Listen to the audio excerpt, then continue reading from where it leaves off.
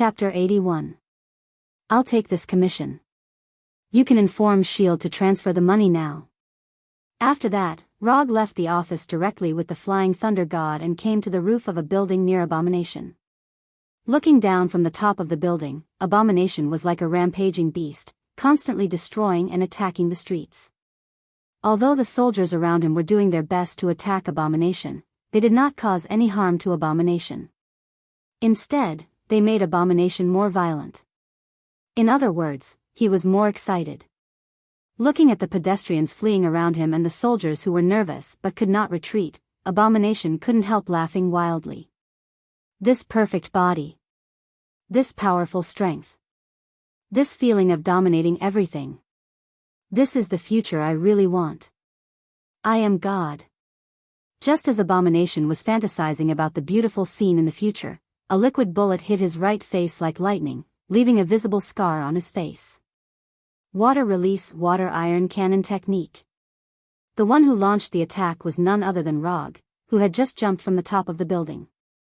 At this time, Rog was only wearing a 3-tomo mask, but Abomination recognized him at a glance. It was this guy who defeated Hulk. After seeing that the attacker was Rog, Abomination did not launch an attack as casually as before, but looked at Rog seriously. This guy defeated Hulk. If I defeat him, it proves that I am stronger than Hulk. I am the strongest. After a series of illogical thoughts, the Abomination was driven by its instincts and sprinted towards Rog. In the eyes of others, Abomination was like a prehistoric behemoth running towards Rog. In Rog's eyes, Abomination was like a green pet dog running to its owner.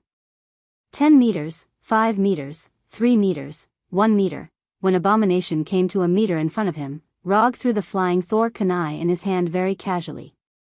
Although Abomination knows that Rog has the ability to teleport, at this distance, he has absolute confidence that he can punch Rog into a meat patty. However, things did not develop as he had imagined. Rog disappeared. When his right fist was only a few centimeters away from Rog, Rog disappeared. After sensing Rog's disappearance, the Abomination immediately withdrew its fist and turned around. The scene of Rog hitting Hulk with Odama Rasengan left a very deep impression on Abomination. He didn't want to encounter Hulk's original scene.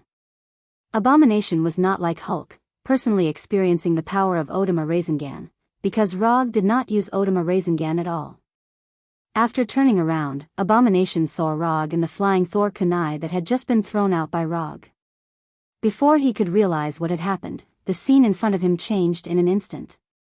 What appeared in front of him was no longer the chaotic street, but a forest he had never seen before. Rog did not intend to solve Abomination in New York City, so he took Abomination directly to one of the forests where he practiced Mokuton. Throwing out the flying Thor kunai, Flying Thunder God's second stage, leaving the flying Thor technique on Abomination, and then teleporting them here together. Before getting the immortal body, Rog's mastery of the flying Thor second stage was not particularly proficient, so he rarely used the flying Thor second stage in battle. But after getting the immortal body, he found that his mastery of the flying Thor second stage had an inexplicable improvement. Now as long as he wants, he can Flying Thunder God's second stage anytime and anywhere, and he doesn't have to worry about the possibility of failure. After bringing Abomination to this unknown forest, Rog did not give him any time to think and directly used Mokuton Wood Dragon technique. A long hook-nosed wood dragon, more than 10 meters long, emerged from the ground and completely entangled Abomination with lightning speed. Like Hulk, Abomination didn't take this wood dragon to heart at first, but he soon found that his thoughts were a little too naive.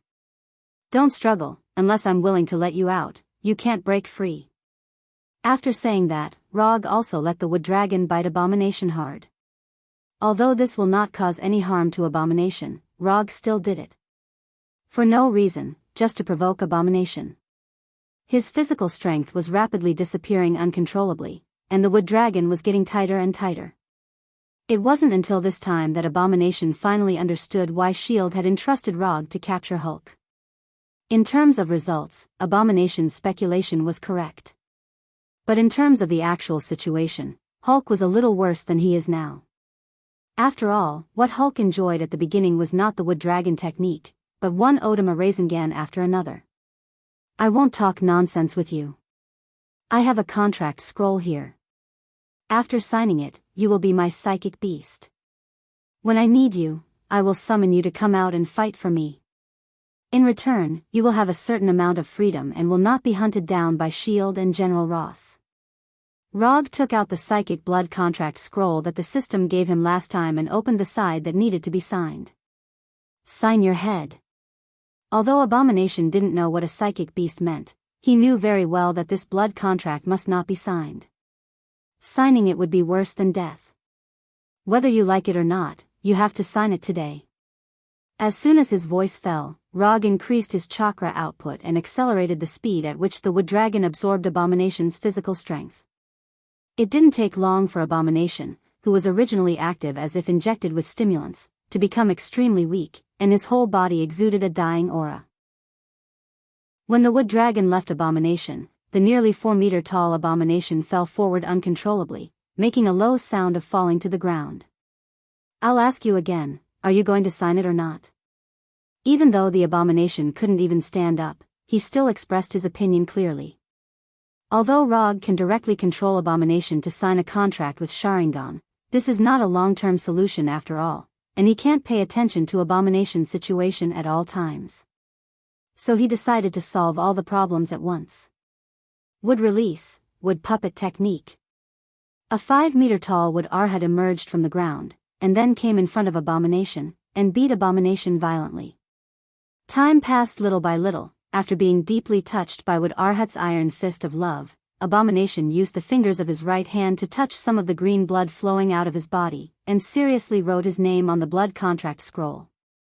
When Abomination finished writing his name, Rog opened his attribute panel and looked at the column of Psychic Beast. Psychic Beast, Punisher Frank, Edo Tensei State, Abomination Bronsky.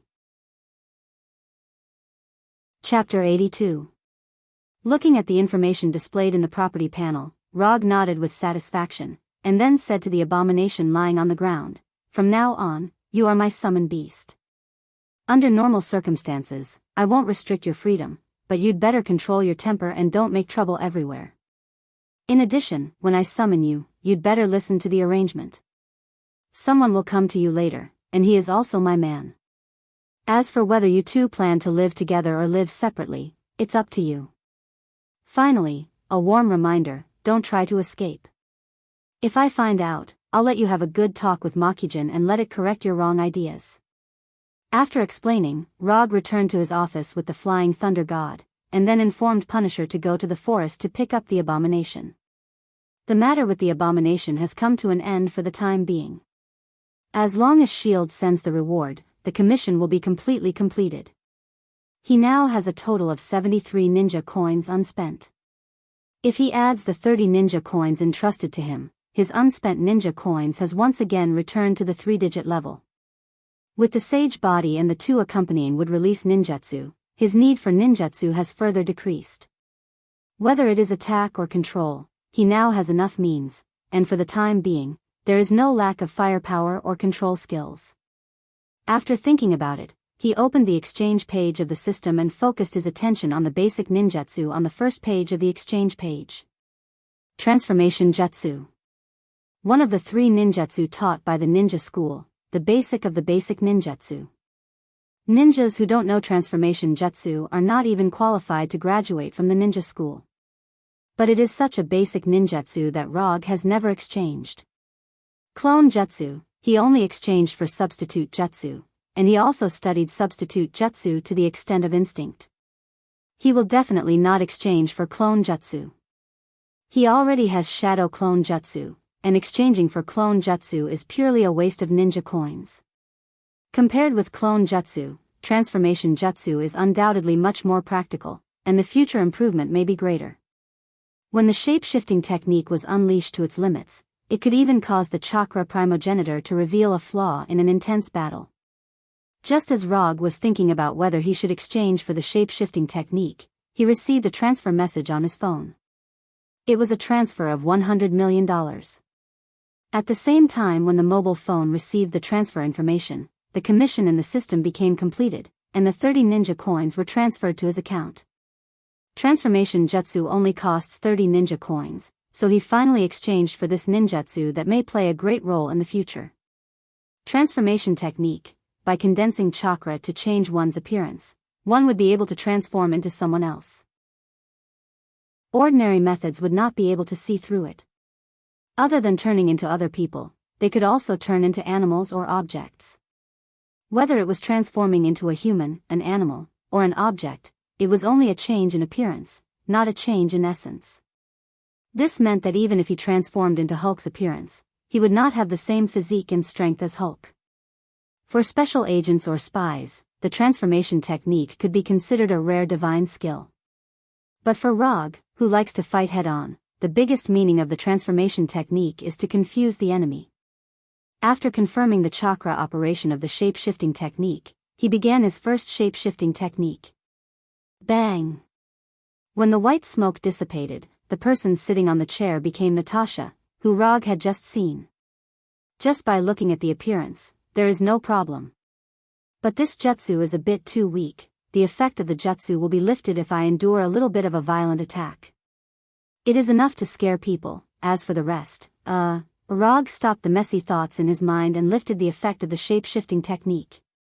Time flew, and a year passed in the blink of an eye.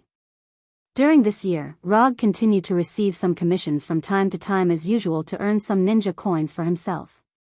Most of the time, he spent on the study and mastering of the 2 Kekkei Genkai Sharingan and would release, making these 2 Kekkei Genkai a part of himself. After the end of the day's practice, Rog opened his property panel and looked at his current status.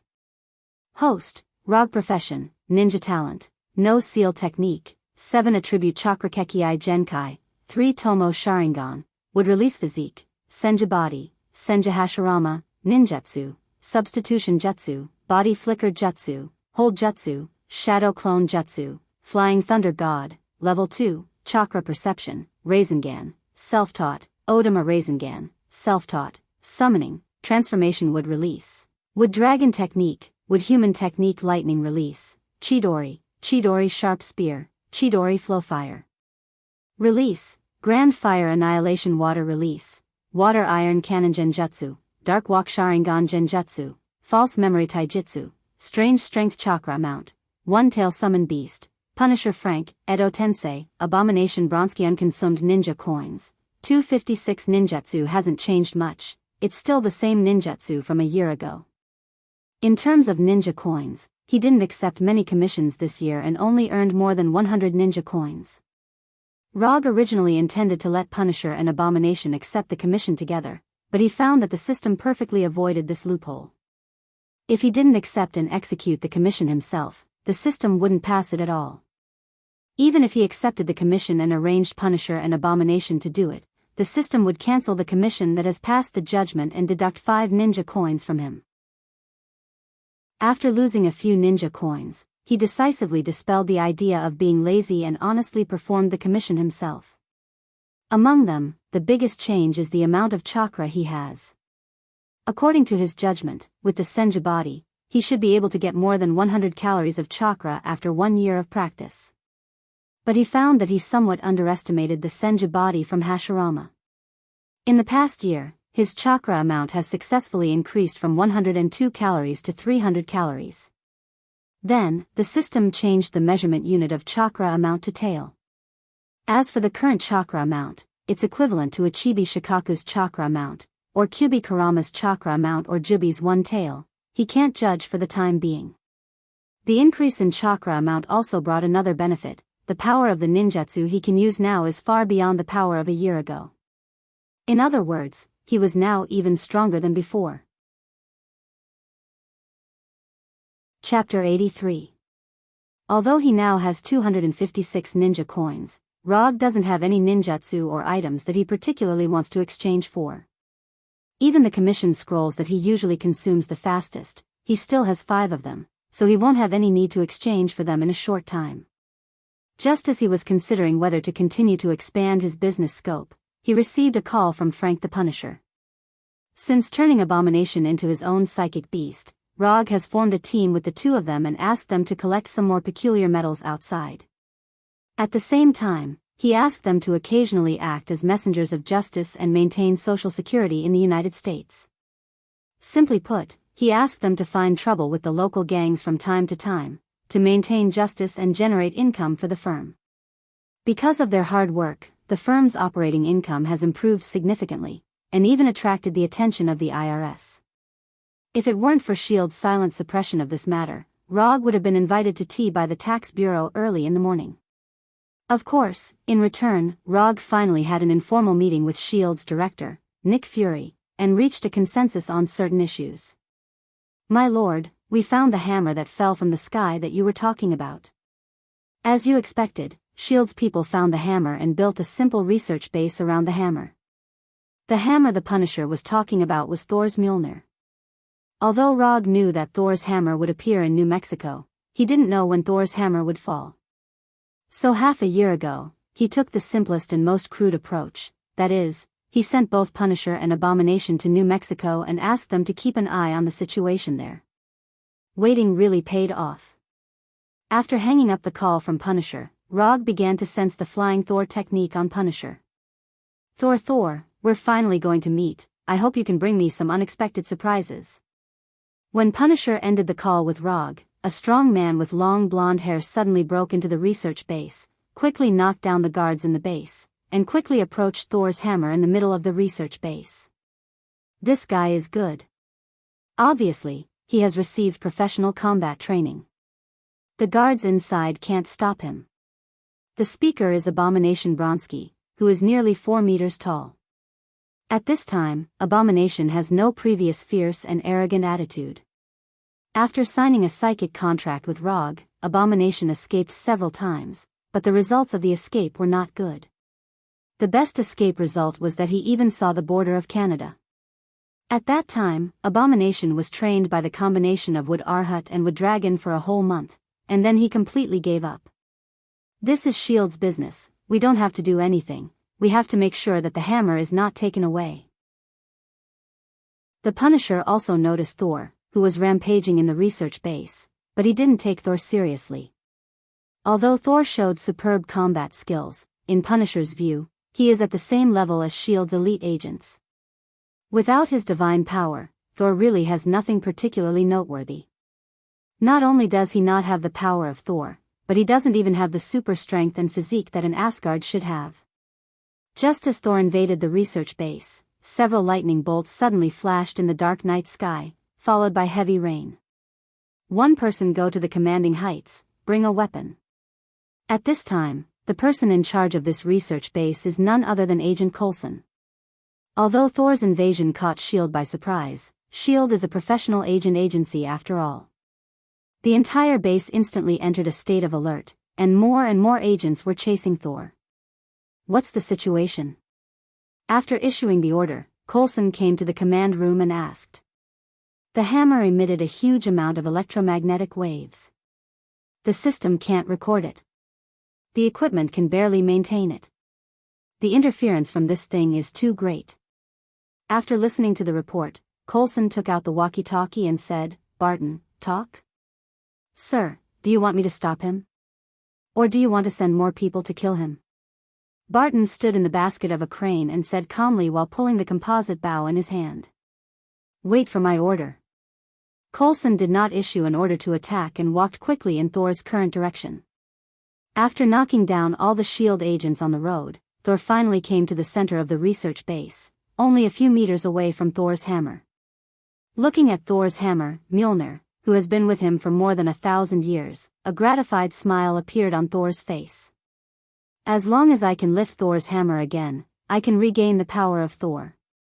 I am Asgard's Thor." Just when Thor thought he was about to end the test given to him by Odin, a strong black man more than 2 meters tall suddenly appeared in front of him and then gave him a heavy punch, knocking him to the ground. "You're quite big." Thor, who was knocked down, quickly stood up and said, "But I've knocked down bigger ones." As soon as his voice fell, Thor's right fist hit the big black man in the face and the two instantly fought. While Thor and the big black man were fighting inextricably, Rog also teleported to the front of the two Punishers. "Sir, are we going to join the battle too?"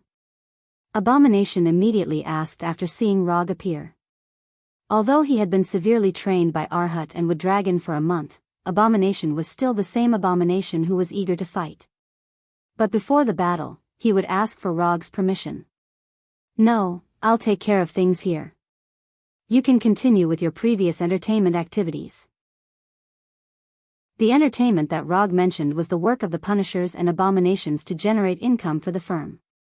For them, this is a job that will make both of them happy.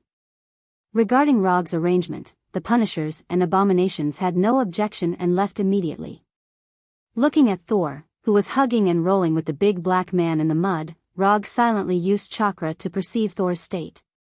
"This seal is ridiculously strong."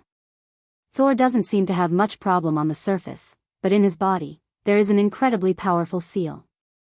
This seal not only completely sealed the power of Thor in Thor's body, but it also suppressed his Asgard physique to a very low level. That feeling is like suppressing a heavyweight boxing champion with a height of more than 2 meters to the state of a newborn baby. Just when Rog was shocked by the seal in Thor's body, Thor knocked the big black man to the ground with a beautiful flying kick, and then kicked the big black man hard on the head. After doing all this, Thor, covered in mud, came to Thor's hammer Mjolnir and grabbed the handle of Thor's hammer with a smile on his face. Then, there was no then. Tawny used both hands and all the strength of his body, but Thor's hammer remained motionless and showed no signs of moving. After trying for dozens of seconds, Tawny looked incredulously at the night sky shining with lightning and roared at the sky with incomparable grief and indignation. Whether it was Coulson, Barton, or other S.H.I.E.L.D. agents, they all silently watched Thor kneeling on Thor's hammer at this time. "Okay, the show is over. Ground units, assault." Looking at Thor, who seemed to have lost his soul, Coulson raised the walkie-talkie and issued new instructions. At this moment, a flying Thor kunai shining with silver-white light flew towards Thor's hammer like lightning. When the flying Thor kunai hit Thor's hammer, Rog appeared in an instant and held the flying Thor kunai. "Is this Thor's hammer?" Rog ignored Thor next to him, and ignored Coulson, Barton, and others who were condescending, and directly held the handle of Thor's hammer, and then his right hand suddenly exerted force. Kacha! Thor's hammer, which had not moved since it fell, suddenly moved. Chapter 84. Once again, it was time for the necessary part of every novel that was published. First of all, I would like to thank all the readers for their support. If it wasn't for all of you, this novel wouldn't have been promoted all the way to the top. It wouldn't have been able to complete the recommendation process and be published on the front page. Thank you to all the readers for your recommendation tickets, collections, comments, and gifts. I've read all the chapters and reviews you left behind. Thank you for all your suggestions. Then, I would like to thank them, Mr. Lan Guang. Even though the recommendation results weren't ideal, he still arranged for a follow-up recommendation. This gave the novel more exposure and allowed Apprentice to complete his dream of being published on the front page. Therefore, I would like to sincerely thank Mr. Lan Guang. Thank you for your support and support. Finally, it was time to act pitiful. Readers who had been reading the novel should know that Apprentice wasn't acting pitiful. He was really pitiful. Every day, he would work overtime until midnight and could barely write a chapter when he got home. Therefore, he still owed all the readers 15 chapters. These 15 chapters would be repaid on the second day after the novel was published. He would finish repaying them within 10 days. Because there weren't many updates, many readers chose to read the novel first. Apprentice could understand this. After all, Apprentice did the same when he was reading the novel. However, the data on the first day of publication, which is the first subscription, has a very, very important and decisive effect on the subsequent development of a novel. Therefore, the Apprentice is here to plead with the readers, when the novel is published tomorrow, can you subscribe a chapter first? Just one chapter would be enough. Really, just one chapter would be enough. The chapters after that could be taken care of slowly. However, for the first VIP chapter tomorrow, Apprentice hopes that all the readers would subscribe to it. This was very, very important. Please. Due to his hand speed and his stockpile of manuscripts, the Apprentice was unable to release 10 or 100 chapters like other authors. However, he would release at least 5 chapters tomorrow, which was a 10,000-word update. He hoped that the readers would be a little happier after reading it. Currently, the book's collection data was 244. Normally, the subscription ratio would be around 10:1. However, Apprentice wasn't that ambitious. Because there were some parts that weren't written particularly well, Apprentice would be satisfied if the subscription ratio was around 15:1. As long as the average subscription exceeded 1,600, every 100 subscriptions would add a chapter. If the average subscription exceeded 2,000, the daily minimum would increase from 2 to 3 chapters. If the average order could exceed 3,000, which meant that it was a premium product, the minimum daily order would be at least 4 chapters. Although this didn't seem possible, one had to have some dreams. Perhaps this dream would come true like Infinite Tsukuyami. Next was the reward system.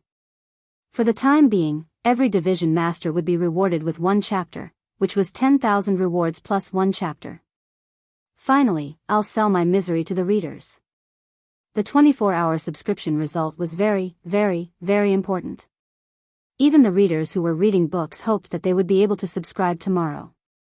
This was very, very, very important. Please, everyone. Tomorrow at noon, I'll officially update the VIP chapter. Whether it's a hit or a flop, it all depends on the readers. Chapter 85. Thor's hammer didn't move much and the sound it made when it moved was very weak. But even so, the movement of Thor's hammer still shocked everyone present. This hammer can actually be picked up. Coulson, Barton, and other S.H.I.E.L.D. agents all showed an incredulous look. After discovering Thor's hammer, they tried various methods to try to move Thor's hammer. But no matter what method they used, Thor's hammer didn't show any signs of movement, as if it was connected to the whole earth. Coulson, Barton, and others just felt incredible, but as the former owner of Thor's hammer, Thor was completely shocked at this time. No one knows Thor's hammer better than him. It is precisely because of this that he was shocked by the scene in front of him. In Thor's memory, except for himself and Odin, no one can lift Thor's hammer. I have really been abandoned, even Thor's hammer is not willing to recognize me. Thor's hammer would rather be lifted by a stranger than return to my hands. I really am. Rog didn't know what Thor was thinking in his mind, and he was also in a state of confusion. What's going on? Didn't they say that there was Odin's spell on Thor's hammer? Didn't they say that only people with a pure heart and justice can lift Thor's hammer? Didn't they say that as long as you can lift Thor's hammer, you can have Thor's power? Is there a bug in Odin's spell? Before Rog could figure out what was going on, Thor's hammer in his hands suddenly became extremely heavy, and then it fell directly to the ground with a bang. At the moment when Thor's hammer fell to the ground, a blue lightning bolt as thick as a bucket fell from the sky and directly struck Rog. Boom! The lightning directly hit the Thor's hammer on the ground, and the raging electric current created a tornado-like airflow, blowing the people around it away. When the lightning was about to hit him, Rog left the place with the flying thunder god and returned to the small hill outside the base. At this time, he was very glad that he had left a Thor kunai here before he went to the research base. The speed of that bolt of lightning far exceeded his expectations. If he hadn't left behind the flying Thor kunai in advance, he would have been the first person to be struck by lightning while raising the Thor's hammer. Although Rog was far away from Thor's hammer, the lightning did not seem to intend to let him go. The night sky, which was already filled with thunder and lightning, was suddenly enveloped by bolts of lightning. The entire night sky became as bright as day. Without giving Rog any time to think, the lightning in the night sky seemed to have a life of its own, attacking him one after another. Boom, boom, boom, boom. He was inexplicably struck by so many lightning bolts, and each one was thicker than the last. Rog did not hesitate and made a decision in an instant. Flying Thor. Because there were no other flying Thor spells around the research base, Rog could not repeatedly jump around the lightning bolts. The coordinates he was teleported to this time was the Punisher, who had already left this place. At this time, the Punisher and the Abomination were heading to a nearby town, and were discussing which city to go to next to generate income. When Rog reappeared, they were slightly stunned. Then, they understood why Rog appeared. The next second after Rog appeared, several bolts of lightning suddenly fell from the night sky and hit the Punisher and the abomination in front of Rog. As for Rog himself, he returned to the small hill outside the research base through the flying Thor. Most of the lightning bolts struck the small hill, making the originally normal-looking hill look like it had been bombarded by missiles.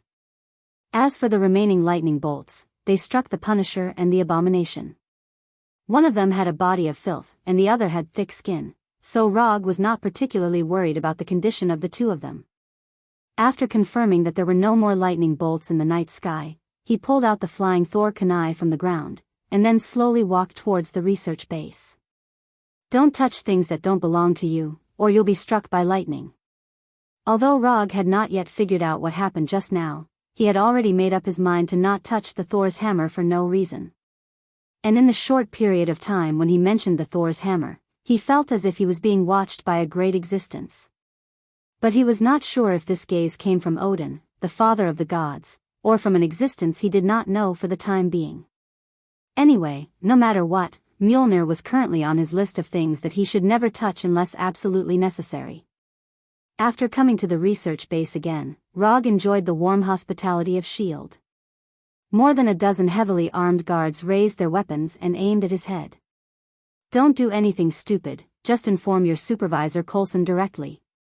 Although these S.H.I.E.L.D. guards did not know the true identity of Rog, they silently reported the situation after hearing the name of Coulson. It didn't take long for Coulson to walk out of the base and come directly to Rog. What are you doing here? Coulson looked at Rog with a little vigilance. Although S.H.I.E.L.D. is now in a friendly cooperation stage with Rog, he knows very well that this so-called cooperation may be suspended at any time. I heard that you found a very strange hammer, so I came to take a look. By the way, if you don't mind, I want to take the guy inside. Coulson didn't know the true identity of Thor at all.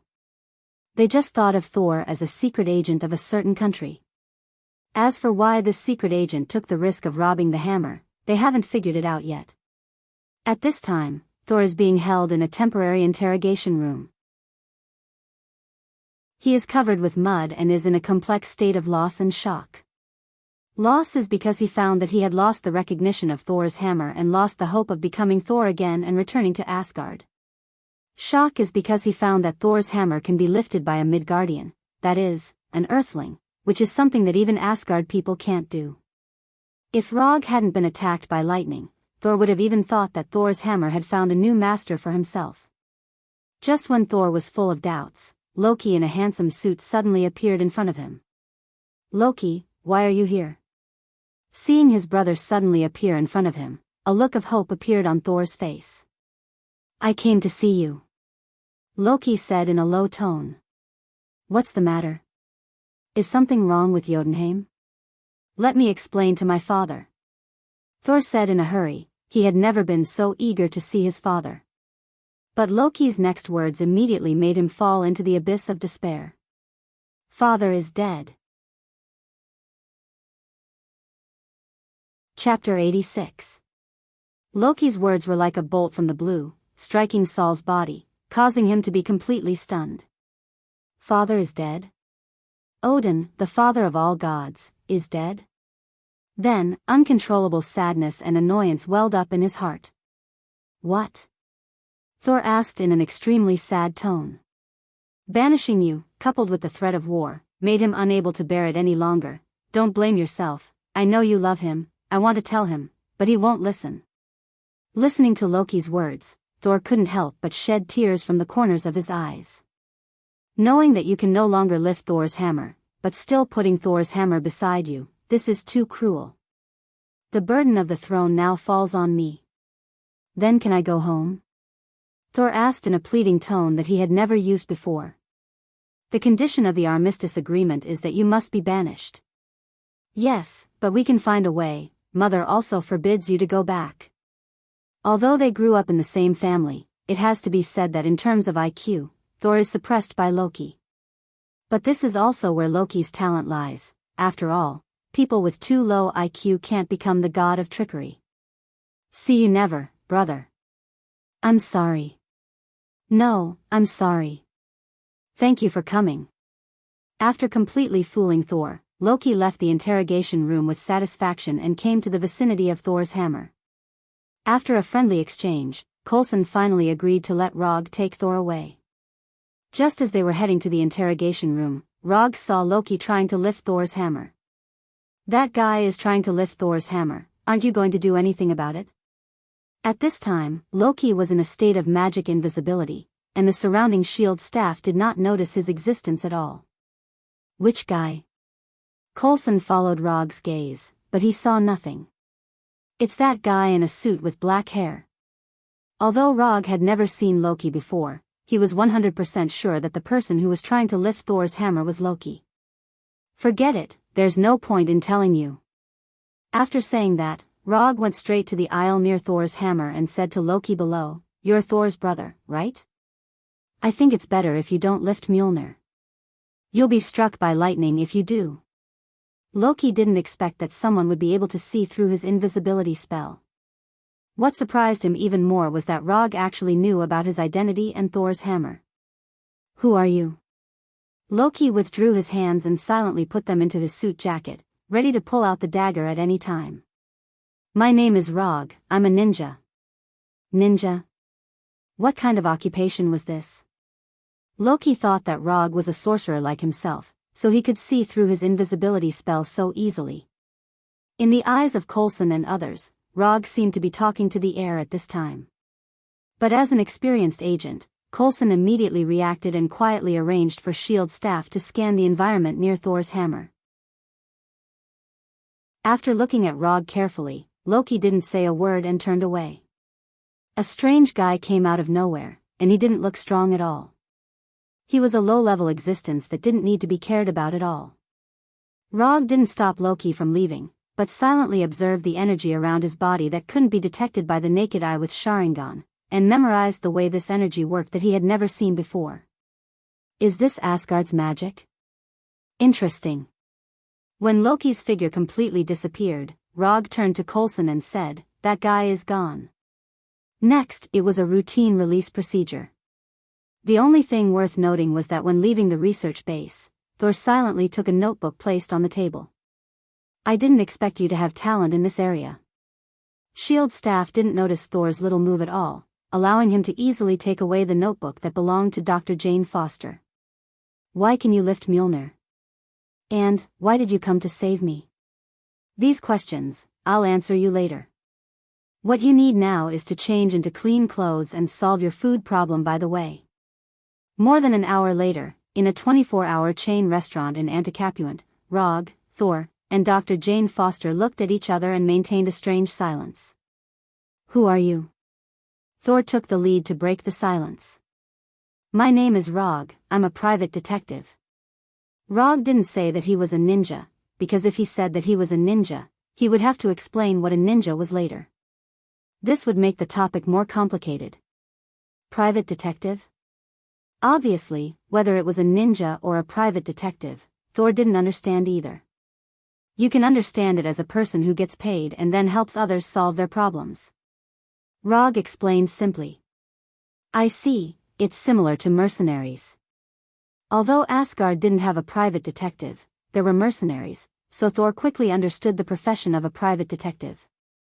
Strictly speaking, private detectives and mercenaries were two completely different professions. But no one cared about these small details now. "Why can you lift Mjolnir? This is not something that Midgard people can do." "You're a bit of regional discrimination. Although Asgard has a longer history, Midgard is not a backward place. And whether or not you can lift Mjolnir has nothing to do with Asgard. As long as your father's spell recognizes it, anyone can lift it." Dr. Forster, who was sitting next to Thor, looked at Thor and Rog with a confused expression. She knew every word that Thor and Rog said, but she didn't understand the meaning. "My father." Thor's expression suddenly became lonely. "I saw your brother just now, he's quite handsome, but a bit cunning, he's not an honest person. Loki has always been like this, he likes to play pranks since he was young." When he mentioned Loki, Thor's lonely face showed a hint of relief. Looking at Thor's current appearance, Rog couldn't help but sigh. They were both raised by the same parents, how could their IQs be so different? He had intended to remind Saul tactfully and let him know that Odin was still alive. But now, he gave up on that plan. Your father is not dead yet. Don't underestimate him. He is the father of all gods, a powerful existence in the entire universe. Chapter 87. My father isn't dead? Thor's voice became agitated. Of course. You have to have some faith in your father. The name Father of Gods is not just a title. Without enough strength, the others in the universe will not recognize the title of Father of Gods. Hearing this, Thor calmed down a little and began to think seriously. After eliminating some subjective thoughts, he felt more and more that Rog's words were correct. The main reason was that Loki had too many bad records, so after calming down, Thor quickly noticed the loopholes. Then how can I go back? Thor asked the question he was most concerned about. I don't know. Thor thought that Rog knew how to get him back to Asgard, but Rog's answer instantly extinguished his hope. Actually, I also want to go to Asgard. So if you find your own strength, I hope you can bring me along. The reason why Rog said so much to Thor was purely because he also wanted to go to Asgard and see a world outside of Earth. The universe is so big, I want to see it. In addition, he also wanted to go to Asgard to see a civilization that was completely different from Earth, especially when it came to combat and magic. You want to go to Asgard? That's right. Looking at Rog's serious face, Thor seriously thought about it. Bringing a Midgardian to Asgard was not in line with Asgard's rules, but it was not a particularly serious matter. After thinking seriously for a few minutes, Thor finally made a decision. If I can return to Asgard, I can bring you along. However, I have a condition. I hope you can protect the people here from harm during this period of time. Although Thor was not as smart as Loki, he had lived with Loki for more than 1,000 years after all. So after figuring out some things, he knew what Loki would do next. After losing Thor's power for a few days, he finally began to understand what Odin had often told him before, the responsibility of being a king. No problem. Not to mention just protecting the people here, even if Thor asked him to deal with Loki, he would not refuse. After reaching an agreement with Thor, Rog left the restaurant and booked a room in the town's best hotel, and paid the room fee for a week in one lump sum.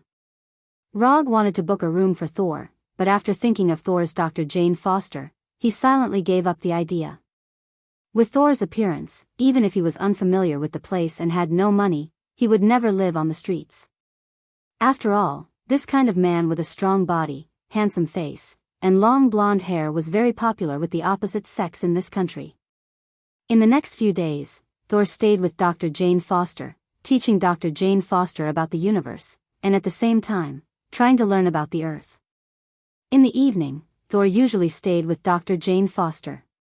During the day, he would appear beside Rog.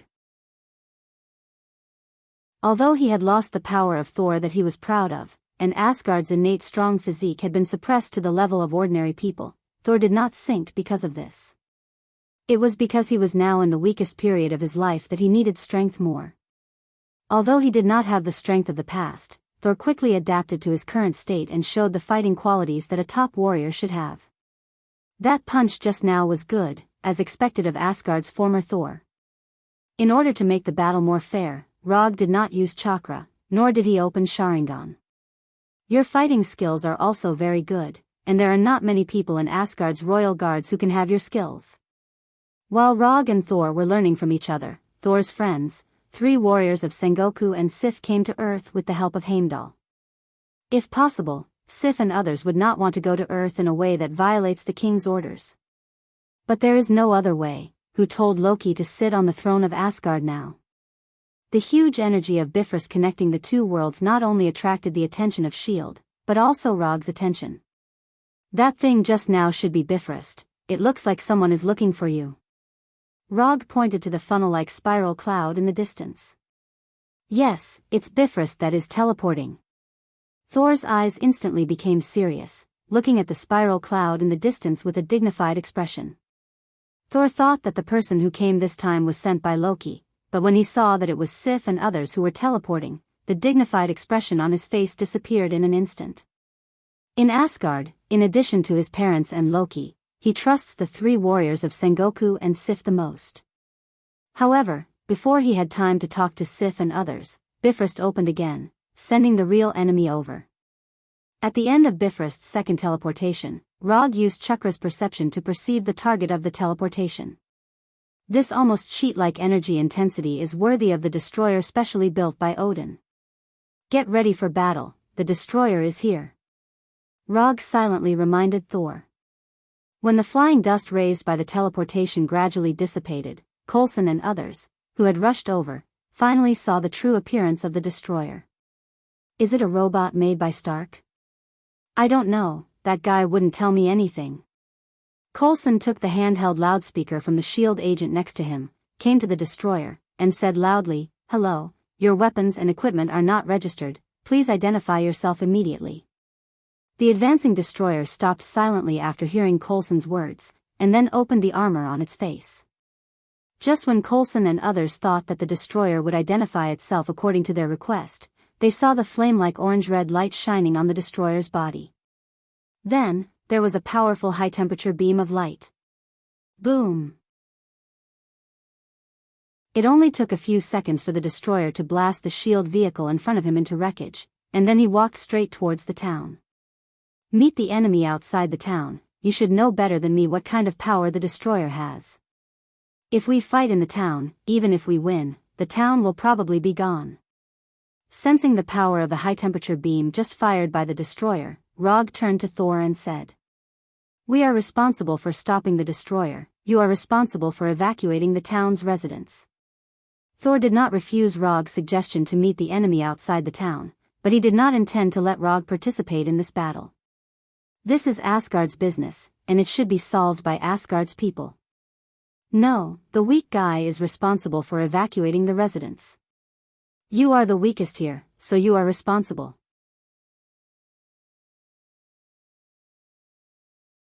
Chapter 88.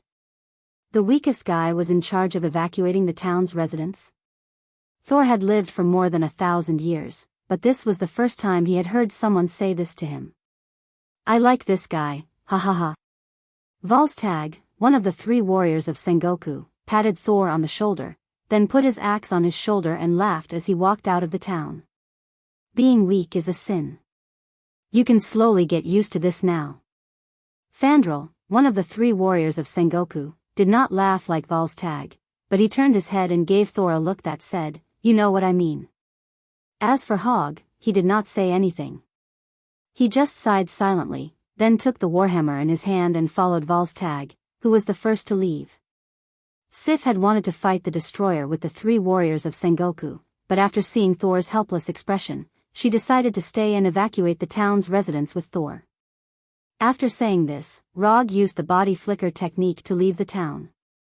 He was not willing to let go of the opportunity to fight the destroyer. The destroyer was an ultimate weapon personally created by the Father of Gods, Odin. It was originally created to resist the invasion of Earth by the celestial gods. But after its creation, the most important thing the destroyer did was to guard Asgard's palace treasury. Although the destroyer had not officially fought against the celestial gods, it was enough to make people pay 120% attention to the ultimate weapon that Odin had entrusted with such a heavy responsibility, even if it did not have any dazzling achievements. The destroyer's main material was Uru metal, and its energy source was Odin's divine power. This meant that the destroyer not only had an incomparably strong defense, but also had an almost inexhaustible energy. Looking at the destroyer's height of more than 6 meters and its body that was emitting a silver-white light, the first thought that came to Rog's mind was not that the destroyer was very strong, but that it should be very valuable. Just as Rog's mind was filled with thoughts that he should not have had, the destroyer opened its face armor, and then a powerful high-temperature light beam shot out. Boom! The high-temperature beam hit the ground where Rog had just stood, leaving a 3-meter-wide crater in the ground. As for Rog himself, just as the high-temperature beam was about to hit him, he used the body flicker technique to change his position. After dodging the high-temperature beam of the destroyer, Rog bit his right thumb and slapped it directly to the ground. Spirit communication technique. With his right palm as the center, a complicated psychic formation appeared on the ground, followed by 2 clouds of white smoke of different sizes. The Punisher and Abomination were summoned. The Punishers and Abominations were originally attacking a notorious gang and were about to achieve victory. However, at this critical moment, they were summoned by Rog. Ever since they became Rog's spiritual beasts, this was the first time they were summoned in battle. The Punisher did not think too much about the fact that he had summoned it out. His expression was as calm as ever. Compared to the Punisher's calm expression, the Abomination was incomparably excited. He could finally enjoy the thrill of battle. Finally, I don't have to bully those weaklings anymore. Finally, he could enjoy the battle to his heart's content. After listening to Rog's instructions, the Abomination rushed toward the destroyer without saying a word. At the same time, it let out a series of excited roars. Just as the Abomination was about to pounce on the destroyer like a hungry wolf, a dull and heavy sound suddenly came from its body. Bang! The Abomination did not realize what had happened at all. It only felt an indescribable pain in its abdomen, and then it was blasted away. Facing the menacing Abomination, the destroyer did not do much. It did not even continue to shoot the high-temperature beam. The only thing the destroyer did was to raise its right leg and kick the Abomination after the Abomination entered its attack range. Then, the Abomination was kicked away. After flying more than 100 meters, the Abomination fell from the air and slammed into the ground. The destroyer was actually so strong. Seeing the Abomination being kicked away so easily, Rog realized that he seemed to have underestimated the destroyer. If it was him who was kicked just now, Rog couldn't help but take a breath. However, he wouldn't be kicked by the destroyer like the Abomination. Only the Abomination, whose mind is full of fighting, would fight the destroyer in such a reckless way. After taking a look at the Abomination who was kicked out, Rog turned his attention back to the destroyer. Facing the destroyer, a fighting machine with almost no obvious shortcomings, it is the stupidest tactic to confront it with brute force. The Abomination has proved this very well. In that case, let's use speed to determine the outcome. Rog opened Sharingan in an instant, and then threw a flying Thor kunai at the destroyer. Although the destroyer saw the flying Thor kunai, it didn't take the flying Thor kunai seriously. In its judgment, the flying Thor kunai is the kind of weak attack that will not cause any injury even if it is hit. Clang!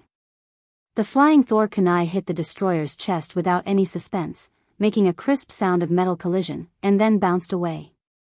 At the moment when the flying Thor kunai was bounced away, Rog's flying thunder god came to the front of the destroyer and grasped the flying Thor kunai with his left hand. Odama Rasengan. An Odama Rasengan with a diameter of 1 meter appeared in Rog's right hand, and then hit the destroyer's chest fiercely. Although the destroyer has a certain degree of self-thinking, Rog's attack is completely beyond its scope of understanding. The destroyer didn't even have time to launch a high-temperature beam before it was hit by Rog's Odama Rasengan. The twisting and tearing ability of Odama Rasengan fell completely on the destroyer, and the 6-meter-tall destroyer flew out in an irregular spiral shape. The destroyer's limbs and body were quickly twisted, as if the whole body was disrupted and then reorganized randomly. However, the destroyer that was knocked away quickly stood up again, and under Rog's gaze, the twisted limbs and body were restored to their original appearance. Is this okay? The destroyer's characteristic structure makes it immune to the damage of Odama Rasengan. Except for making it a little embarrassed, Odama Rasengan did not cause much damage to it. Odama Rasengan did not play the expected effect, and Rog did not care too much about this. He raised his hand and used another ninjutsu. Would release, would dragon jutsu. The destroyer is not Abomination or Hulk, so when he used would dragon jutsu, he did not hold back at all. Nearly 20 meters long, the long hook-nosed wood dragon sprang out of the ground, like a python that catches its prey, tightly entwining the 6-meter-tall destroyer.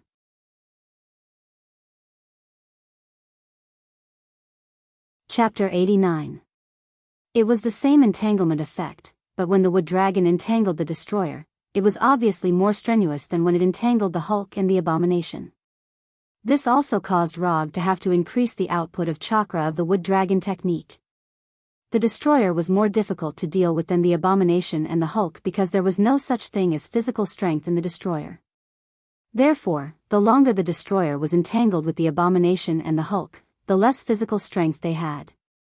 Although the wood dragon could not absorb physical strength from the destroyer, in addition to absorbing the target's physical strength, the wood dragon could also absorb the energy in the target's body.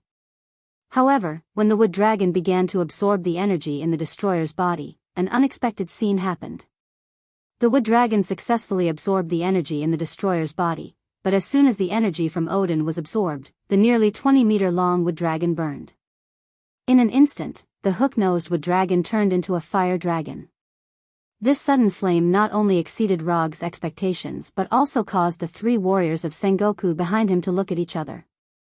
On the way here, the three warriors of Sengoku first witnessed the abomination descend from the sky and then the destroyer being sent flying by Rog.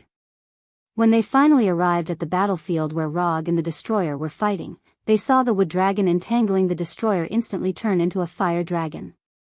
Although the three warriors of Sengoku had never fought against the destroyer, they knew very well how powerful this ultimate weapon that Odin had personally created was. But at this moment, they watched helplessly as the destroyer was restrained by Rog, an earthling. Although the wood dragon entangling the destroyer had turned into a fire dragon, the wood dragon showed no signs of burning or breaking. The reason why the wood dragon could still entangle the destroyer tightly was that Rog was frantically outputting his chakra. After his chakra unit changed from a card to a tail, he thought that he would not need to worry about the amount of chakra for a long time. But now, he realized that his idea was a little too naive. After maintaining it for more than 10 seconds, Rog decisively gave up on maintaining the wood dragon spell. Without the infusion of Rog's chakra, the burning wooden dragon quickly showed signs of burning. Its nearly 20-meter-long body was continuously corroded by the flames and was torn apart into pieces of burning wood. Seeing this, the three warriors of Sengoku could not help but sigh. If the wood dragon had held on for a while longer, perhaps the destroyer would have stopped because of the lack of energy. Although this possibility wasn't high, it wasn't impossible. When the wooden dragon wrapped around the destroyer shattered into pieces of burning wood, Loki, who was sitting on the throne of Asgard's palace, suddenly stood up. This earthling was more difficult to deal with than he had imagined. Loki, who was holding the Gungnir, looked at Rog seriously through the destroyer's perspective. He quickly made a decision and headed to the Bifrost.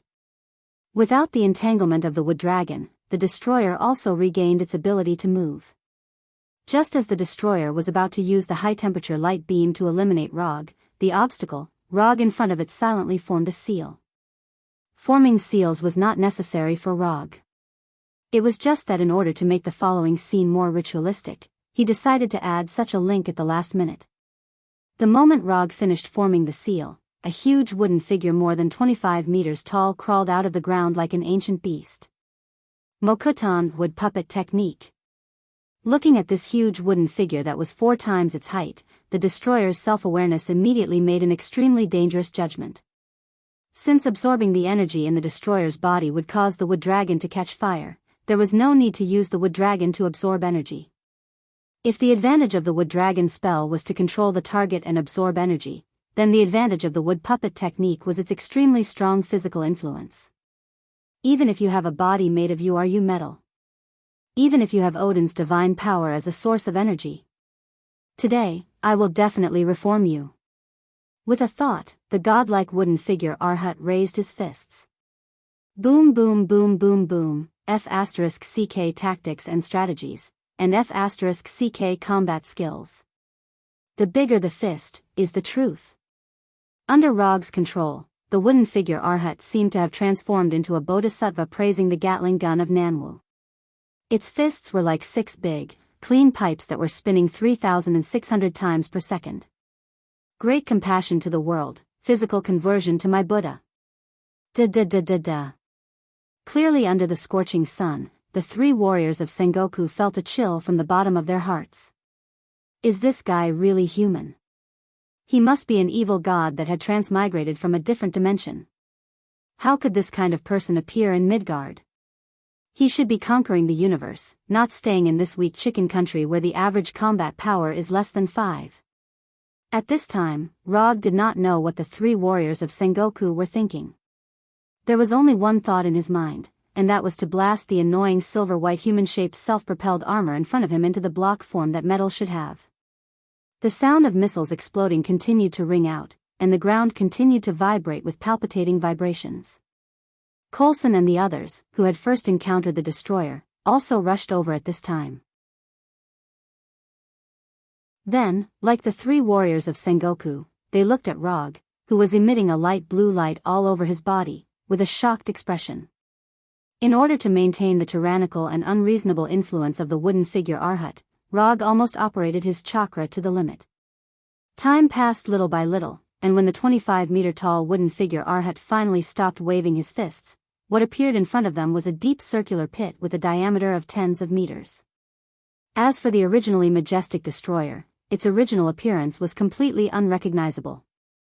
Even the orange-red light in the destroyer's body that seemed to never be extinguished had completely disappeared. It's finally over. When the wooden figure Arhat stopped, the people present could not help but breathe a sigh of relief.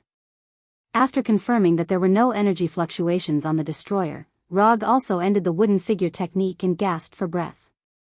Such an intense output of chakra made him experience what it meant to be tired after being impulsive.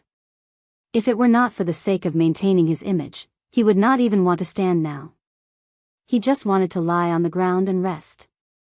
Just when everyone thought that the matter had come to an end, the hammer of Thor, more than 10 kilometers away, suddenly soared into the sky and flew toward the town at a speed faster than the speed of sound. Then, a thundercloud quickly gathered in the sky, and a giant lightning bolt more than 10 meters thick struck down fiercely, making a thunderous sound that resounded for tens of kilometers.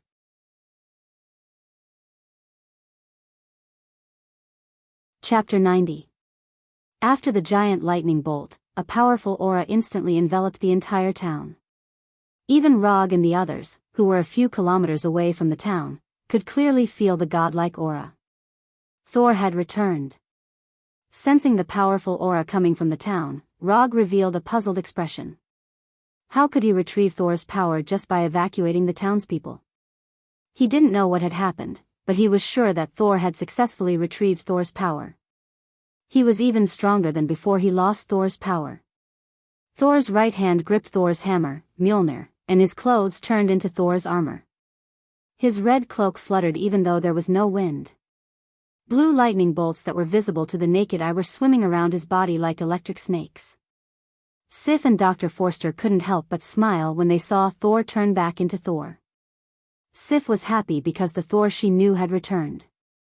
The Thor who had led them to defeat one enemy after another had returned. Dr. Forster was happy because she had witnessed Thor's resurrection from the dead. Thor's chest had been pierced, and he had turned back into a mythical figure.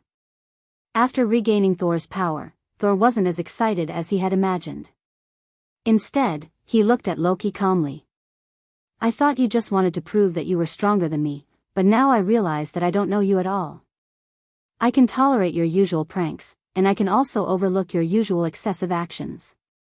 But you shouldn't joke about your father's life, and you shouldn't start a war between Asgard and Jotunheim just to satisfy your desire for the throne. Loki, you've really made a mistake this time. Thor didn't expect his younger brother to appear behind him and pierce his chest with the Gungnir while he was evacuating the townspeople. I am also the heir to the throne. I can make Asgard the ruler of the 9 realms. I can let the entire universe know of Asgard's power. I will prove to my father that I am the most suitable person to become Asgard's king. It's not my fault, it's the world's. Loki still didn't think there was anything wrong with what he had done. Become Asgard's king, destroy Jotunheim's frost giants, and lead Asgard's army to conquer the 9 realms. Listening to Loki's Chinibu speech, Roger suddenly felt that his usual Chinibu actions were not worth mentioning compared to Loki's. After sensing that Saul had regained the power of the thunder god, he dragged his tired body back to the town and caught up with Loki's Chinibu speech. No, you will never become Asgard's king. As soon as his voice fell, the Thor's hammer in Thor's hand flew towards Loki like lightning. Then, it directly pierced through Loki's illusion. He left a long time ago. He should be there now. Rog pointed outside the town. When Thor looked in the direction of Rog's finger, he saw the unique teleportation beam of Bifrost. As Thor's younger brother, Loki knows Thor's character better than anyone else. So after Thor regained control of Thor's power, he left the town as soon as possible. What Saul and the others saw was nothing more than an illusion he left behind. When he returned to the town, Rog was almost deceived by Loki's illusion.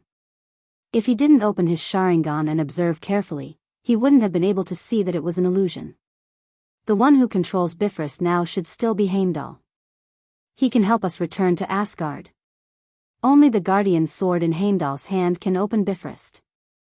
So after seeing Loki leave through Bifrost, Thor instinctively thought that Bifrost was still under Heimdall's control. But he ignored a small problem, that is, it was the Guardian sword that opened Bifrost, not Heimdall himself. As long as one has the Guardian sword, anyone can open Bifrost. I hope so. Rog was not as optimistic as Thor. If his guess is correct, the one who controls the Guardian sword and Bifrost is definitely not Heimdall. As Rog guessed, the one who is guarding Bifrost is not Heimdall, but a frost giant. As for Heimdall, he is firmly frozen in ice at this time. After returning to Asgard through the Bifrost Bridge, Loki came to the two frost giants guarding the Bifrost Bridge. Phew! Phew! Two indestructible energy beams shot out from the tip of the Gungnir, directly turning the two frost giants in front of Loki into an atomic state. This is not the first time he killed a frost giant. Before leaving Asgard, he used the same method to kill the frost giant king, Laufey. Laufey never thought that he would die at the hands of his own son, Loki. The weapon that killed him was actually the Gungnir of his old enemy, Odin. If time could go back, Laufey would never have trusted Loki so easily, even if he was his own son. After taking care of the two frost giants guarding Bifrost, Loki went to the control panel of Bifrost and summoned the frost giant's divine artifact, the Chest of Frost. When the Chest of Frost, shining with dark blue light, appeared in Loki's hand, his skin became more like a frost giant. Only those with the bloodline of the frost giants can use the Chest of Frost. Just as Loki was trying to aim Bifrost at Jotunheim, he heard a crisp sound of ice breaking. Then, a tall figure appeared behind him and sent him flying with a punch. The one who sent Loki flying was none other than Heimdall. The reason why Heimdall became the guardian of Bifrost was not only because he had Heimdall's eyes that could perceive all things, but also because of his own strength. The guardian of Bifrost was Asgard's first line of defense. If it weren't for a moment of carelessness, Heimdall wouldn't have been frozen by Loki's Chest of Frost, and he wouldn't have lost the guardian sword that controlled Bifrost. As soon as Heimdall sent Loki flying, he heard Thor shout. Heimdall ignored Loki, who was sent flying, and pointed Bifrost at Thor on Earth, opening the interstellar teleportation. In the next second, the exit of Bifrost shone with a rainbow-like light. In the rainbow-colored light, figures emerged one after another. Thor, Sif, the three warriors of Sengoku, and Rog.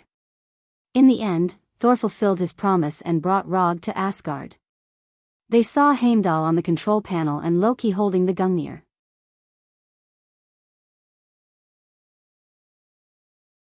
Chapter 91. Seeing Thor, Rog, and the others appear one by one, Loki's mood instantly became as cold as the chest of ice. If it was just Saul, he might not be a match for him. What's more, there was Rog next to Thor, who could defeat the destroyer. At this time, Loki began to regret going to Earth. Why did he stop Thor from evacuating the town's residents? Stopping Thor was one thing, but why did he have to add insult to injury? If he didn't add insult to injury, all of this wouldn't have happened. Loki, surrender. Now that things had developed to this point, Thor was still unwilling to force Loki into a desperate situation. No matter what, Loki was his younger brother, a brother who had accompanied him for thousands of years. Although this brother wasn't very obedient and would turn into a snake to scare him, he still couldn't be ruthless. Surrender? Why should I surrender? I am the evil god, Asgard, and the future king of the Nine Lands. As soon as his voice fell, the chest of ice appeared in Loki's left hand. In an instant, Loki's skin turned dark blue like a frost giant, and an extremely cold aura that seemed to be able to freeze the soul gushed out from his body. The moment Loki summoned the chest of ice, Thor didn't hesitate and directly threw Thor's hammer at Loki. Thor's hammer had just flown a short distance when it was hit by the ice energy from the chest of ice. In the blink of an eye, an icicle several meters in diameter appeared in front of Thor and the others. Thor's hammer was completely frozen by the icicle. After freezing Thor's hammer, Loki didn't stop attacking. Instead, he increased the energy output of the chest of ice. Although Loki didn't like to use force to solve problems, at a time like this, he didn't mind using this barbaric and violent method to get rid of all the people in front of him. As the divine artifact of the frost giants, the chest of ice had the power to freeze an entire planet. Although Loki couldn't unleash the full power of the chest of frost, it wouldn't be a problem for him to freeze Bifrost. Using the chest of frost, Loki regained control of the situation and picked up Odin's Gungnir. He held the box of frost in his left hand and the spear of eternity in his right. Under the buff of these two divine tools, Loki instantly reached the peak of his life. The Bifrost Hall wasn't very wide to begin with. After being attacked by the chest of frost, most of the area was covered in huge blocks of ice. The energy from the casket of frost and the energy from the Gungnir constantly flew across the Bifrost, forcing Thor, Rog, and the others to temporarily leave the Bifrost Hall. Originally, Loki did not expect to deal with Thor, Rog, and the others here. From beginning to end, he only had one goal: control the Bifrost and destroy Jotunheim. Although Loki was also a frost giant, he didn't have any good impression of the frost giants who were like barbarians in Jotunheim, let alone treat them as his own kind. After forcing Thor, Rog, and the others out of the Bifrost Hall, Loki first used the chest of frost to freeze the entrance of the Bifrost. Then, he went to the control panel of the Bifrost and aimed the muzzle of the Bifrost at Jotunheim. Interstellar teleportation wasn't the only function of the Bifrost. Strictly speaking, this wasn't even the main reason why the Bifrost was designed. The Bifrost was an out-and-out weapon of war. It was an ultimate weapon of war with the power to destroy a planet. When the Bifrost's power was maximized, the energy beam of the Bifrost could directly penetrate an entire planet. As for the interstellar teleportation function of the Bifrost, it was only to quickly send Asgard's army to the enemy planet. Why did the Bifrost's teleportation exit look like a cannon barrel?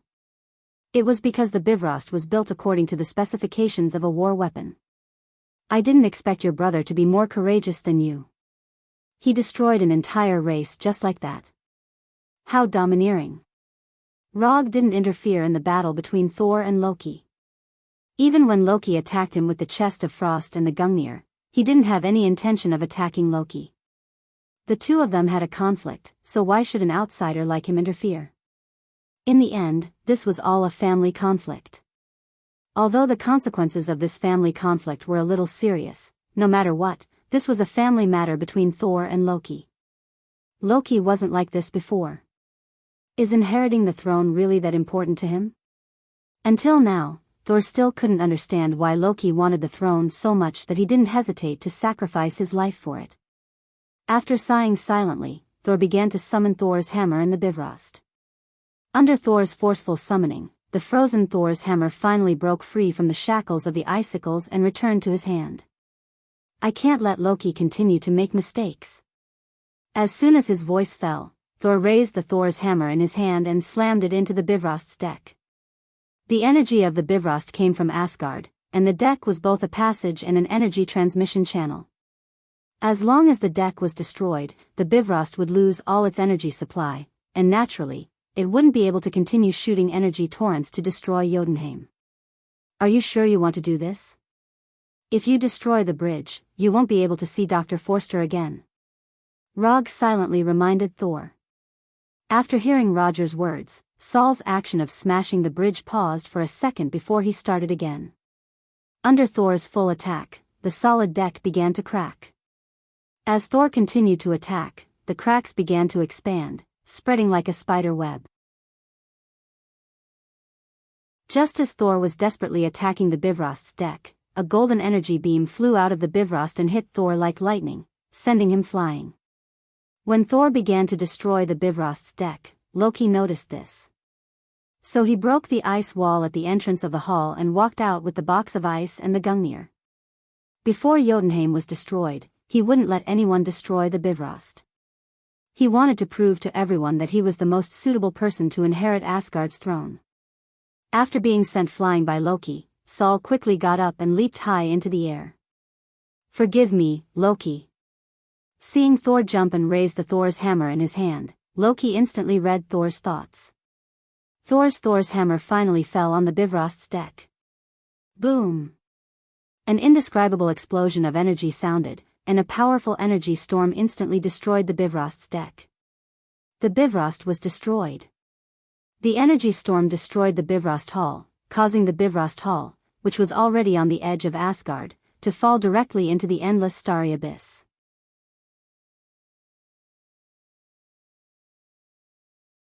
Chapter 92. After discovering that the prodigal Thor had plans to destroy the Bifrost, Rog silently used the body flicker technique to retreat a distance. Thor and Loki have super strong physiques that surpass humans, so they don't have to worry about the shockwaves caused by the energy explosion, but Rog can't. Even if he has the body of an immortal, he doesn't think that his physique can be compared to aliens like Asgard. After the gorgeous explosion, it was a mess. Just as Rog began to sense the traces of Thor and Loki, a powerful life form far beyond his imagination appeared in his perception. A super life form as powerful as a planet. If Thor's energy strength after recovering Thor's power is a small pond, then the super life form that appeared in Rog's perception now is a vast ocean that stretches as far as the eye can see. Compared to this ocean, Rog felt that he was at most a palm tree on the beach. After perceiving this indescribable super life form, he decisively ended his perception and withdrew all the chakra and spirit force that he released outside his body. In Asgard, only one person has such a strong energy reaction as powerful as a planet. The king of Asgard, Thor's father, the father of Thor, the father of all gods, Odin. Wearing armor, a red cloak, and a golden eye patch on his right eye, Odin walked past Rog unhurriedly. When passing by Rog, the father of all gods, Odin turned his head and glanced at Rog, then continued to walk forward. Odin's casual glance made Rog's heart beat faster involuntarily. That feeling was like encountering an irresistible natural enemy, and a sense of fear that was branded in the depths of his instincts gushed out of his body. At this time, Rog finally understood why the purple potato spirit, known as the Crazy Titan, didn't dare to have any ideas about Asgard when Odin was still alive. On the surface, Odin's figure wasn't tall, and he had a head full of white hair. It was easy to mistake him for an old guy who could be knocked down with a heavy punch. But if someone really did that, they would know what it meant to not judge a book by its cover, and that the older ginger, the spicier it was. Rog quickly simulated the scene of his battle with Odin in his mind, and came to a conclusion that he didn't know whether to laugh or cry. Even if he used all his means, even risking his life, he definitely wouldn't last more than a minute in Odin's hands. This was under the situation where Odin didn't use Gungnir and magic. After seeing Odin's arrival, the three warriors of Sengoku, Heimdall, and the others bowed slightly and took the initiative to make way. Although Thor and Loki, who were sent flying by the energy storm, didn't suffer any serious injuries, the energy storm directly sent them to the edge of Asgard, blowing them into the endless starry abyss. At this moment, Odin came to the edge of the broken Bifrost, and grabbed the two brothers, one in each hand, and brought them back. His casual manner made it seem as if he had casually caught two restless monkeys. Looking at Odin in front of him, Loki no longer had the madness and arrogance from before, and said in a childlike tone, "I can do it, father, I can really do it." "No, Loki." Although Odin's tone was very calm, to Loki, it was like the Gungnir that hit his heart hard. He was completely denied. Loki revealed a bitter smile, and threw the Gungnir in his hand onto the Bifrost, silently took a few steps back, and then leaped. Loki's decisiveness not only exceeded Odin's expectations, but also shocked Thor. Odin continued to attack, intending to capture Loki, the naughty child, again. However, he had failed. Odin's left hand, which was formed by energy, directly passed through Loki's figure. An illusion. What Odin caught was only an illusion left behind by Loki. When the illusion was shattered, Loki's figure appeared in the depths of the starry sky, and then completely disappeared in the collapsed spatial passage. The god of trickery, Loki, used an illusion to fool the father of gods, Odin, and used his last stubbornness to protect his self-esteem. Loki used a suicidal method to put an end to this family dispute. More than 10 minutes later, in the meeting hall of the Asgard Palace, Thor, Rog, Sif, the three warriors of Sengoku, and Heimdall stood in the hall without saying a word. On the throne above the hall, the father of gods, Odin, who held the Gungnir in his hand, also did not say a word, silently sizing up Thor and the others standing below. After a long silence, the father of gods, Odin, finally said, "Although Loki did wrong, he paid the price for it. This matter ends here. Thor will be responsible for the damage left behind by Loki. The order of the 9 realms must not fall into chaos because of this. Heimdall will be responsible for the reconstruction of the Bifrost. As for Rog, before the reconstruction of the Bifrost is completed, you can stay in Asgard, but you need to assist Thor in maintaining the order of the 9 realms." Rog had no objections to Odin's arrangement. Even if Odin threw him back to Earth now, it would be a very normal thing.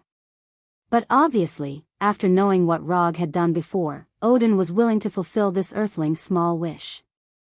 After waking up from the state of Odin's sleep, Odin learned everything through his pets, Fokin and Fog. It was because of this that he agreed to Thor's request and did not send Rog back to Earth immediately. When night fell, a small banquet was held in a banquet hall in the Asgard Palace. The theme of the banquet was very simple, to celebrate the return of Thor and Thor. But as the main character of the banquet, Thor did not stay in the banquet for too long. Instead, he went to the wall outside the palace alone and stared at the distant starry sky. As the main character of the banquet, leaving alone in the middle of the banquet is not a good habit. Not long after Thor arrived, Rog's voice came from above him. Like Thor, Rog stayed in the banquet for a while and sneaked out. He couldn't stand the exaggerated flattery of the 3 warriors of Sengoku, and at the same time, he couldn't stand the terrifying alcohol tolerance of the people of Asgard. Thor raised his head and looked in the direction of the voice, then saw Rog sitting on the edge of a stone pillar more than 10 meters tall. "Do you think Loki is a good person?" Thor suddenly asked. "This world is not black or white, and people are not bad or bad. So, I can't give you an accurate answer. But I think that although Loki is not a good person, he is definitely not a pure bad person. You are his brother, you should know better than me what kind of person he is."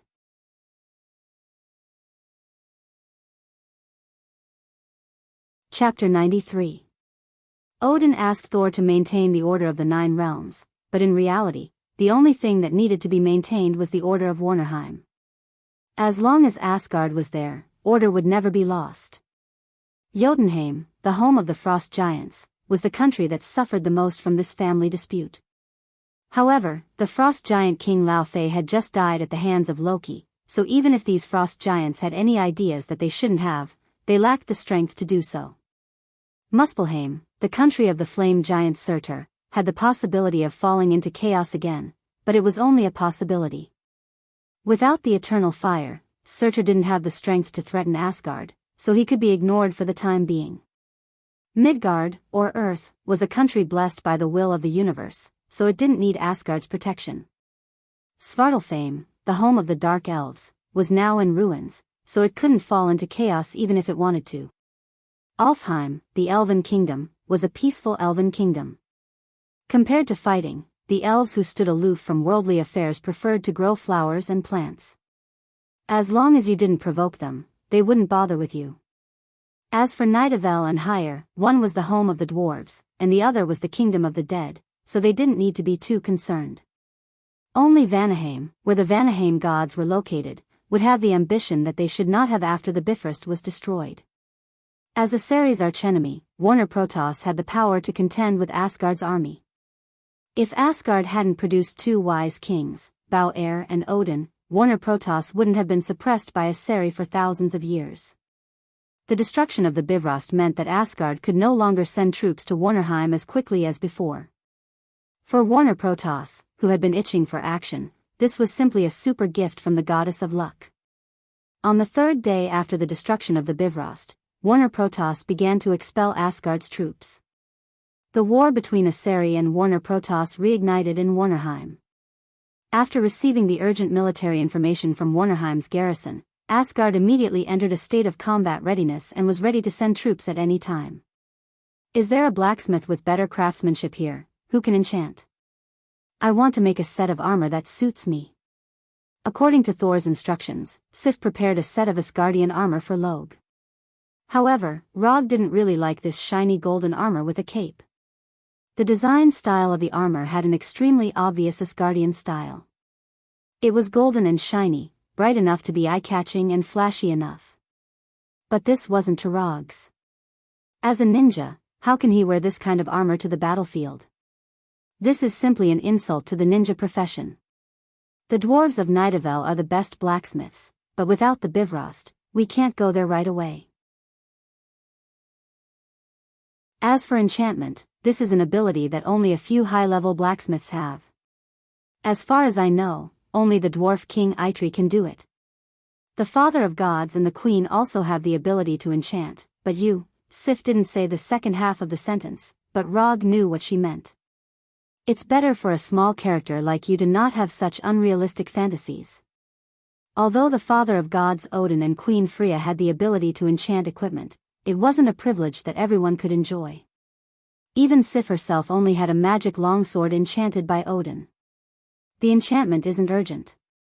I have some strange metals here. If possible, I hope to use these metals to make a set of armor that suits me before we depart. As soon as his voice fell, Rog cast the summoning technique in the room and summoned the vibranium from the summoning scroll.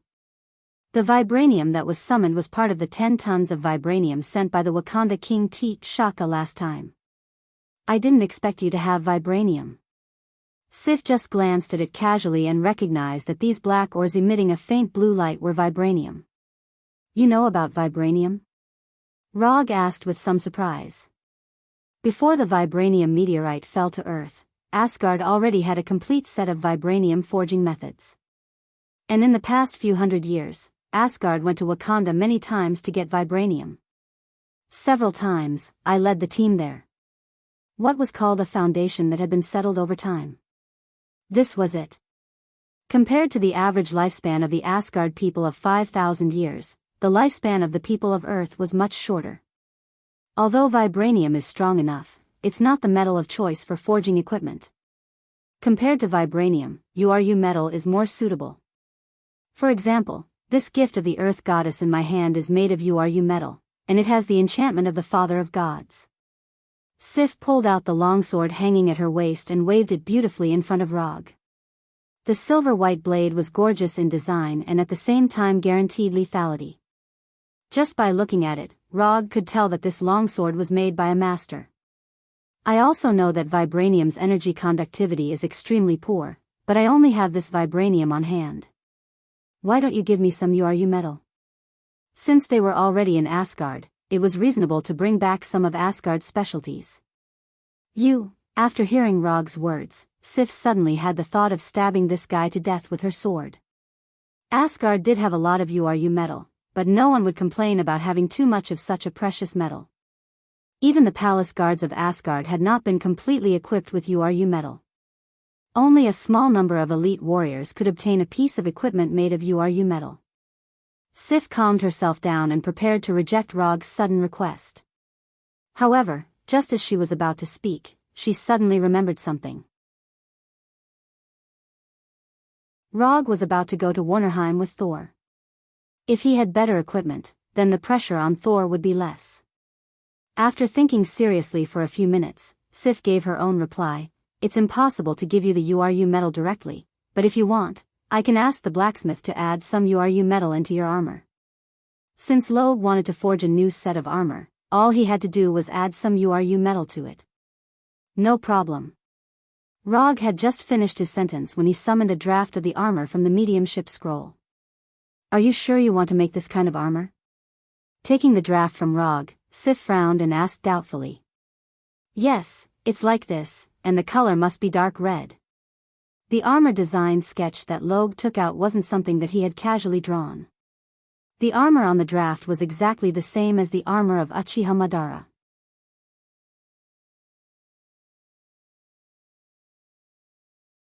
Chapter 94. Under Rog's insistence, Sif took away the design sketches of the armor and the unforged vibranium ore.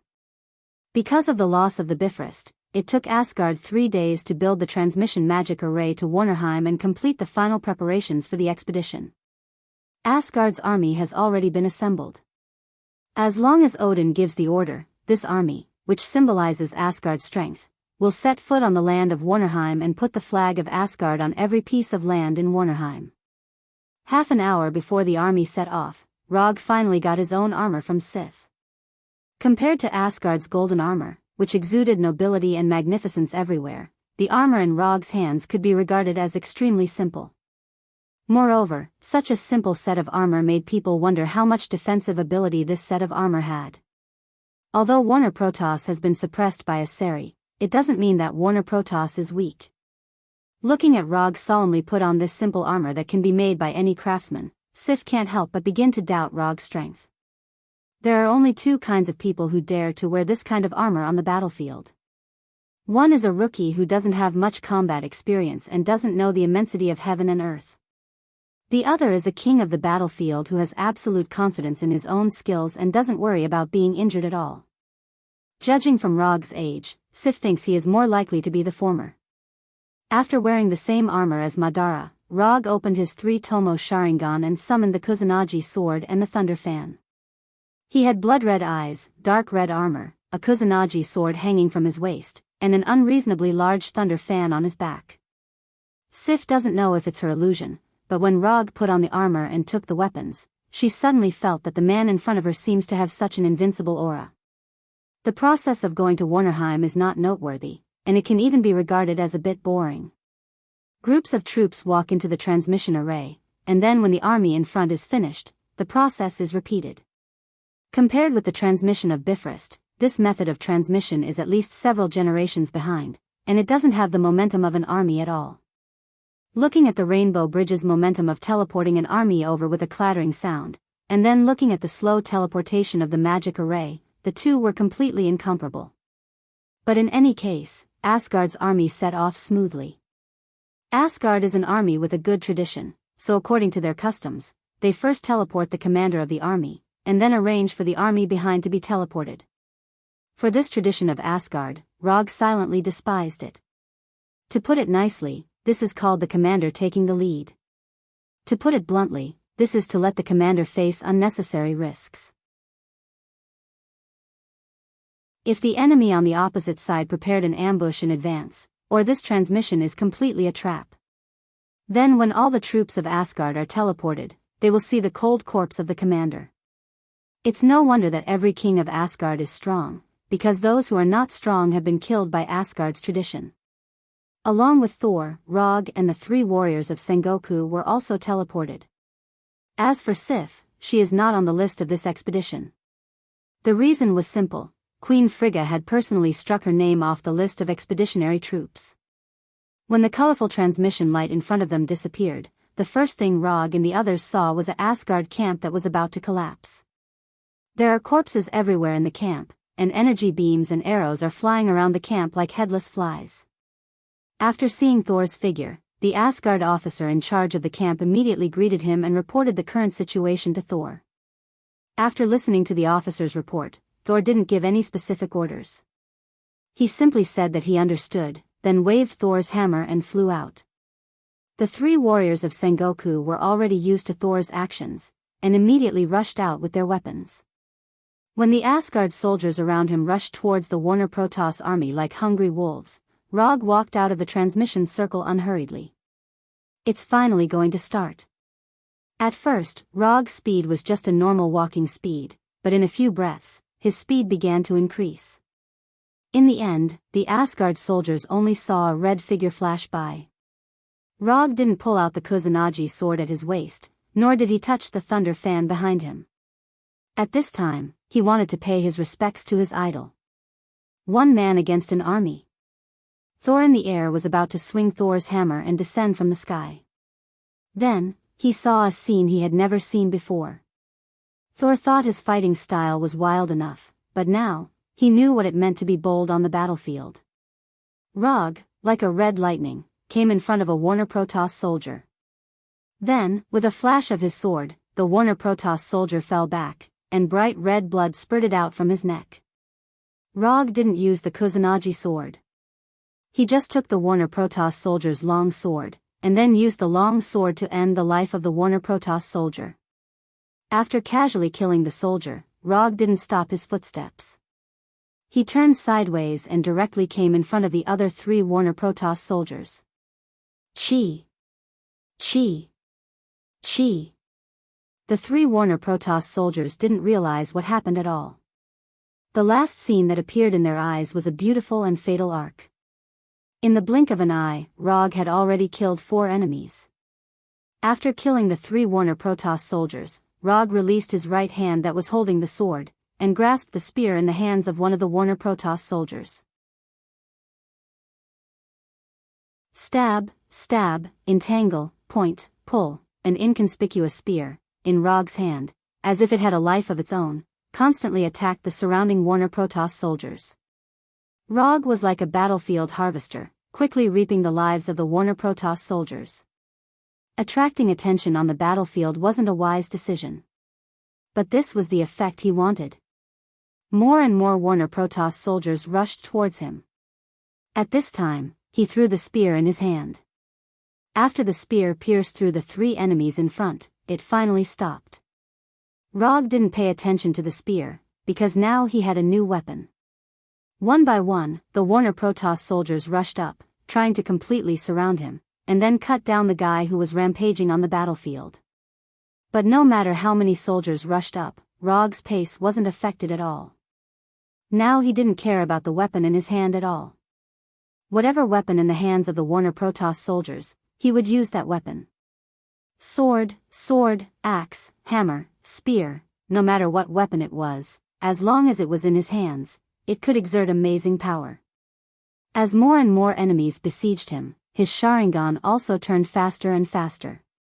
The dynamic visual ability of the Sharingan was perfectly displayed at this moment. With a simple glance, he could see all the movements of these soldiers. With a wave of his hand, he could take away the lives of these soldiers. Rog's battlefield rose bloomed.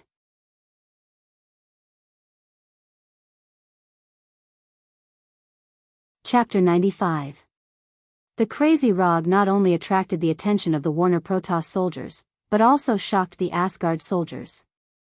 When they knew that Rog was an Earthling, the Asgard soldiers couldn't help but look down on him. An Earthling with a short lifespan, a weak physique, and an underdeveloped technology couldn't be a strong person.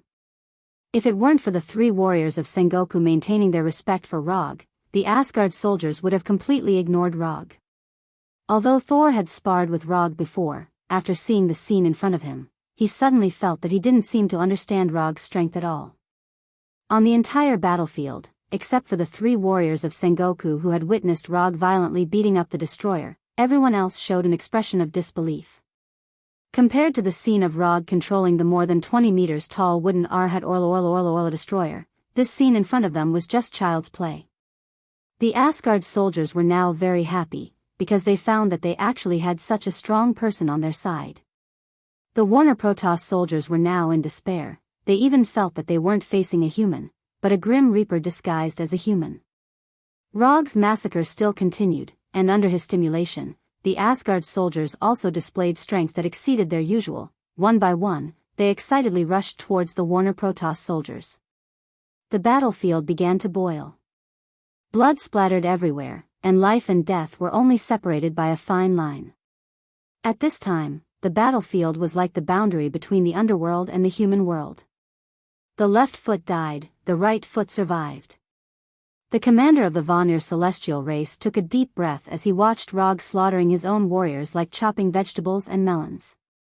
Then, he issued a slightly cruel order. They used all their firepower to completely annihilate Rog, who was as dazzling as the god of death. Although Rog was surrounded by a large number of soldiers, compared to killing Rog, the death of these soldiers was completely negligible. Because even if they didn't do so, these soldiers would eventually die in the hands of Rog. Although Asari and Warner Protoss both highly advocated individual bravery, this did not mean that their weapons of war would remain in the era of cold weapons. Following the command of the Warner Protoss commander, a squad of artillery soldiers carrying energy cannons quickly arrived on the battlefield, and then aimed the cannons with a diameter of more than 10 centimeters at the constantly dancing Rog. Rog discovered the existence of the artillery squad as soon as they were in formation. Boom, boom, boom, boom. One energy cannonball after another fell from the sky like raindrops, instantly enveloping the area where Rog was. Explosions rang out continuously, and balls of colorful energy storms attacked everyone in the surroundings, regardless of whether they were friend or foe. The moment these artillery soldiers opened fire, Rog used body flicker to leave the battlefield, avoiding the raindrops of cannonballs. When the dust raised by the explosion dissipated, what appeared in front of everyone was a field of Warner Protoss soldiers falling down like wheat. Since Warner Protoss used energy weapons, Rog naturally wouldn't be polite to them. Rog put his hands together, straightened his thumbs, and formed a hand seal. Fire release, grand fire annihilation. A flame only as thick as a finger spewed out from Rog's mouth. Then, the flames suddenly grew, and instantly expanded into a flame wave like the sea. In the blink of an eye, the flame wave arrived in front of the Warner Protoss army, and completely devoured them like an ancient beast. The flame wave only lasted for less than 10 seconds before completely dissipating. Then, the Asgard people, including Thor, saw a scene like a Vichy hell. The Warner Protoss soldiers who were attacked by Grand Fire Annihilation still maintained their last movements before death. In the form of charred black corpses, they maintained the appearance of escaping, struggling, unwilling, and suffering. Wherever the flame passed, it was all scorched earth. Those who were attacked by the flame were all dead. Even Thor, who had been on the battlefield for a long time, couldn't help but suck in a breath of cold air after seeing the scene in front of him. The originally noisy battlefield suddenly fell into a strange silence. After increasing the amount of chakra to one tael, this was the first time Rog used Grand Fire Annihilation. From the situation on the scene, the increase in chakra not only increased the attack range of Grand Fire Annihilation, but also significantly increased the temperature of the flame. After clearing the Warner Protoss army in front of him, Rog pulled out the Kusanagi sword from his waist and rushed toward the Warner Protoss army on the other side. The first battle of the Asgard army finally ended with Rog's brilliant performance. According to the post-battle statistics, the Warner Divine race had lost 2,000 men in this battle, including 200 of the Warner Divine race's trump card bloodshed warriors. When Rog wiped off the blood on his Kusanagi sword and returned to Asgard's camp, all the Asgard soldiers he met on the way silently took a step back and slightly bowed to him. Who said that Earthlings can't fight? When Earthlings go crazy, they are crazier than Asgard's craziest four-clawed devil beast. With just a simple camp defense battle, Rog established a higher position in the hearts of these Asgard soldiers than the three warriors of Sengoku. The bigger the fist, not only is the truth, but it is also the best way to gain respect. After arriving at the commander's tent in the middle of the camp, Rog saw Thor with an ugly expression and the three warriors of Sengoku who didn't say a word. As for the other commanders, he didn't know any of them. Although Asgard's advance camp was defended, this was the only camp that Asgard still had in Warnerheim.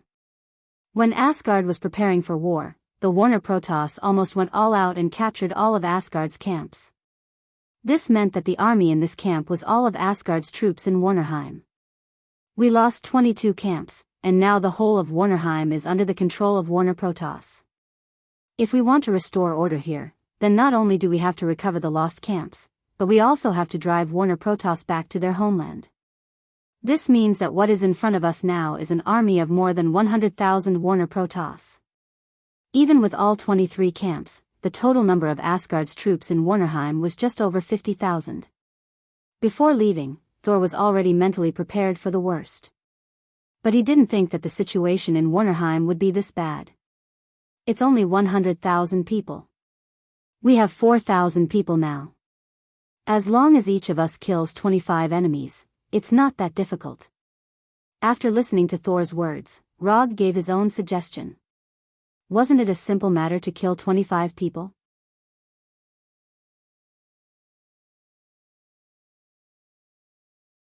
Chapter 96. One person killing 25 people. That's right, that's easy. Easy my ass. If Asgard's soldiers had that kind of strength, Warnerheim would have become Asgard's vassal state long ago, and there wouldn't be so much trouble. If Rog hadn't just shown such amazing combat strength, the Asgard's commanders would definitely have thrown him out of the tent. That's still quite difficult. Let's take it one step at a time. Let's take care of the 3 closest camps first, then we'll think about the rest. Thor opened his mouth and pulled the topic back, preventing Rog from making more crazy suggestions. After a detailed study of the terrain of the 3 nearby camps and the comparison of their military strength, Thor quickly came up with a follow-up battle plan. What Thor usually did most of the time was to charge into the enemy's army with Thor's hammer, and then use his own strength to forcefully break the enemy's formation. But this didn't mean that he only knew how to charge and break through enemy lines, and didn't know anything about tactics and strategy. No matter what, he was a prince who grew up receiving the elite education of the royal family. He didn't lack the ability to command and strategize that a king should have. It's just that before he was exiled by Odin, he advocated personal bravery more. After listening to Thor's battle plan, Rog suddenly felt that Thor's tactics were quite similar to Sun Tzu's Art of War's concept of win by surprise. After Thor finished arranging the specific battle plan, the dozen or so commanders left the tent and began to mobilize the troops and prepare for the battle. When only the 5 of them were left in the tent, Thor, the 3 warriors of Sengoku, and Rog, Thor said to Rog, "Your performance on the battlefield today was very dazzling and amazing. But I hope that you can control the degree of killing a little. Sometimes, it's not a bad idea to directly kill the enemy's commander." From the perspective of defeating the enemy, Thor didn't have any objections to Rog's approach, and would even encourage him to do so. However, the problem was that their expedition this time was to restore the original order of Vanaheim, not to exterminate the Vanaheim gods. So he hoped that Rog could control his actions a little. Defeating the enemy's army was enough, there was no need to kill them all. It was not Asgard's style to be ruthless. You're the commander, you have the final say. On the surface, Roger agreed to Saul's request, but in his heart, he was thinking about something else. Odin grew old and became merciful. If he was young Odin, he would never have taught Thor this philosophy. Wherever the Asgardian army pointed, it was the territory of the king. Asgard's reputation was built on the bones and blood of his enemies. Comparing the style of the goddess of death to Thor's current request, the difference between the two was like the difference between a cold-blooded tyrant and a kind king. Asgard's army in the camp was divided into 3 groups, each heading to their respective target. It was unknown whether it was because Thor trusted Rog's promise or because he didn't want to see, but he did not arrange for Rog to be in the same group as himself. At this time, the one with Rog was Hogun of the 3 warriors of Sengoku. As for Volstagg and Fandral of the 3 warriors, they led another army.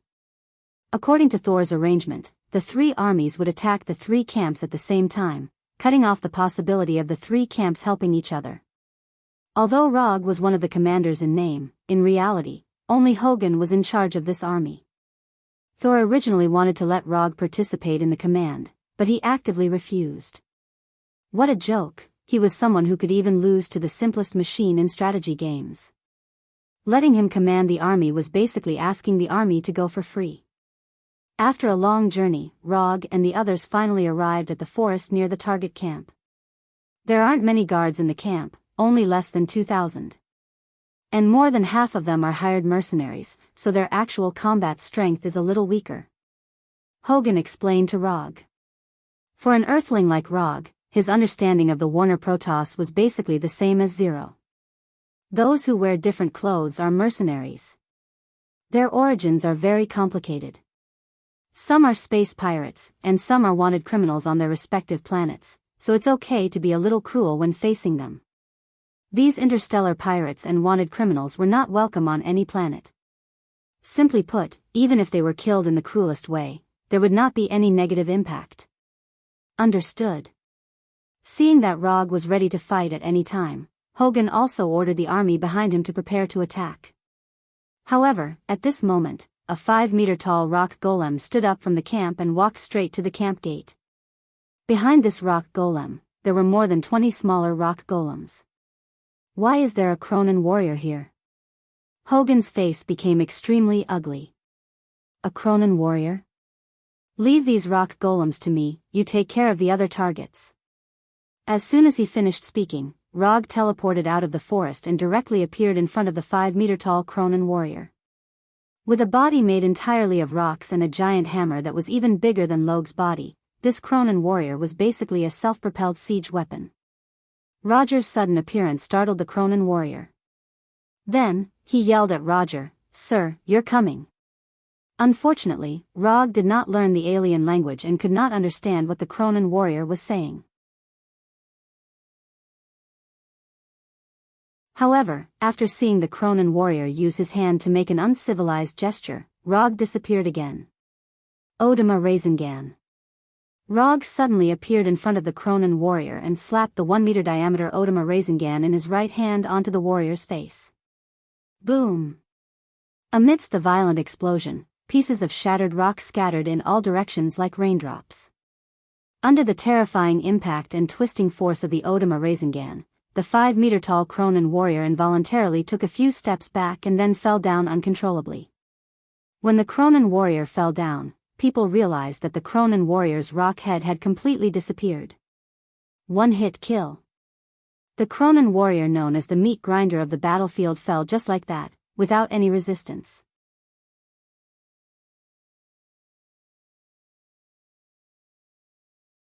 Chapter 97. The Cronin warrior, who was famous for his defense, actually got his head blown off in one hit. And the one who got his head blown off was a Cronin warrior who was more than 5 meters tall and had the potential to become a lord. What happened to the world? Even the experienced and knowledgeable Asgard warriors and Warner Protoss warriors couldn't help but wonder if they were hallucinating after seeing this scene. The ones who were the most shocked were the 20 or so Cronin warriors behind them. For Cronin warriors, there was a simple and brutal standard to judge them. That was, the bigger the body, the stronger the strength. However, their boss, who was more than twice their height, fell in front of them just like that. For these Cronin warriors, this was like a bolt from the blue. Compared to the shocked onlookers who were wondering if they were hallucinating, Rog himself was incomparably calm. Let alone a stone man, even if a steel giant was hit by his Odama Rasengan, even if it didn't die, it would definitely lose half of its life. What's more, after the Cronin warrior made that obscene gesture, he silently increased the output of chakra. In broad daylight, in front of everyone, he actually made such an obscene gesture. This was simply the regression of civilization, the collapse of etiquette, and the deterioration of wisdom. Therefore, Rog felt that he had to correct this Cronin warrior's uncivilized behavior. After dealing with the Cronin warrior, Rog's gaze landed on the 20 little Cronin warriors behind. Although they were little Cronin warriors, that was only in comparison to the Cronin warriors that had fallen. These little Cronin warriors were still in a state of shock. Each one of them was more than 2 meters tall and had arms thicker than Rog's thighs. Squeak! While these Cronin warriors were still in shock from the death of their boss, they heard a sound that sounded like 1,000 birds chirping at the same time.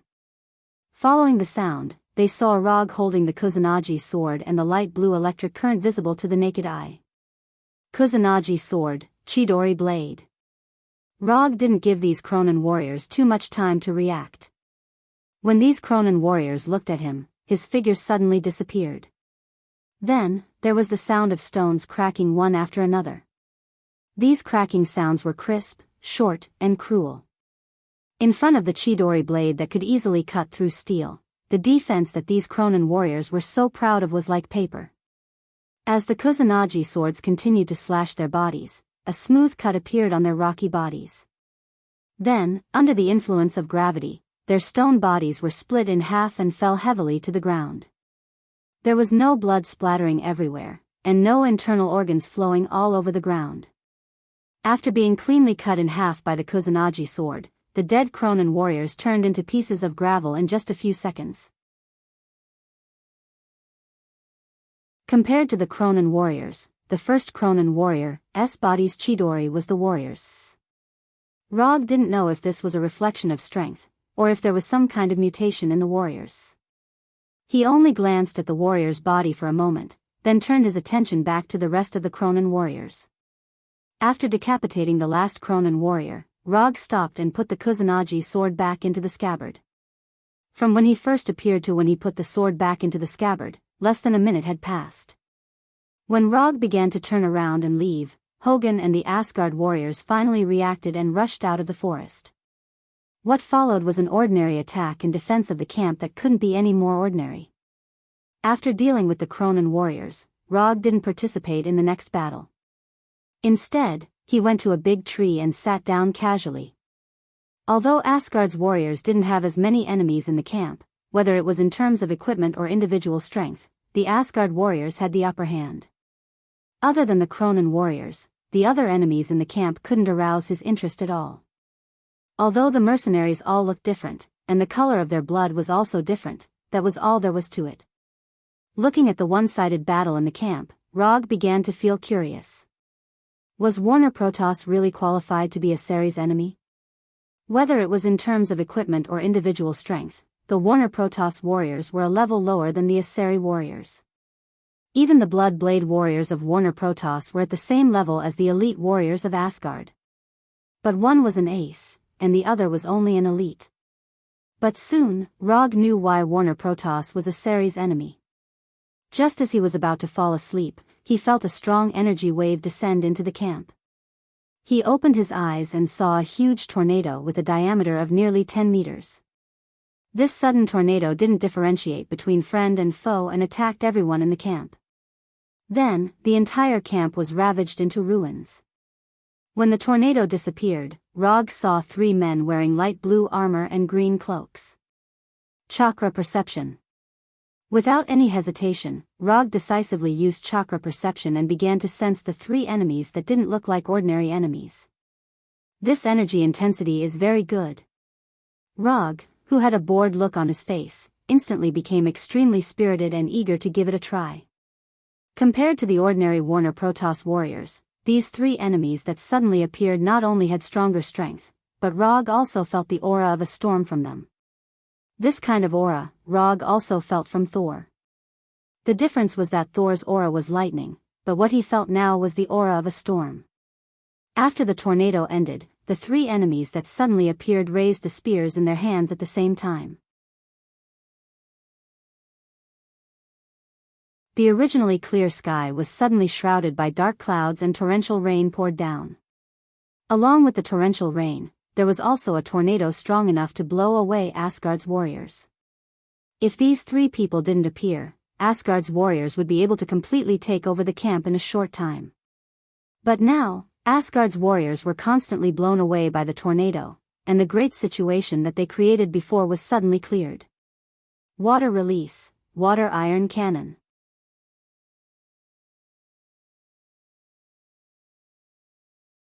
Chapter 98. Amidst the storm, the liquid bullets fired by the iron water cannon technique were inconspicuous and didn't attract any attention. However, in the next second, the enemy in the middle was sent flying, and the light blue spear in his hand was also thrown to the side. The moment the enemy was sent flying, the storm that was like a natural disaster instantly disappeared, as if everything that happened just now was just an illusion. Looking at the enemy that was sent flying, Rog slightly frowned.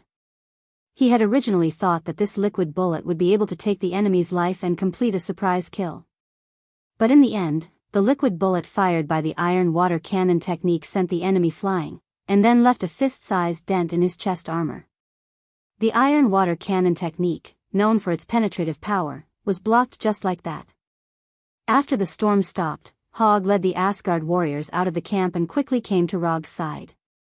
These are the 3 storm brothers of Warner Protoss.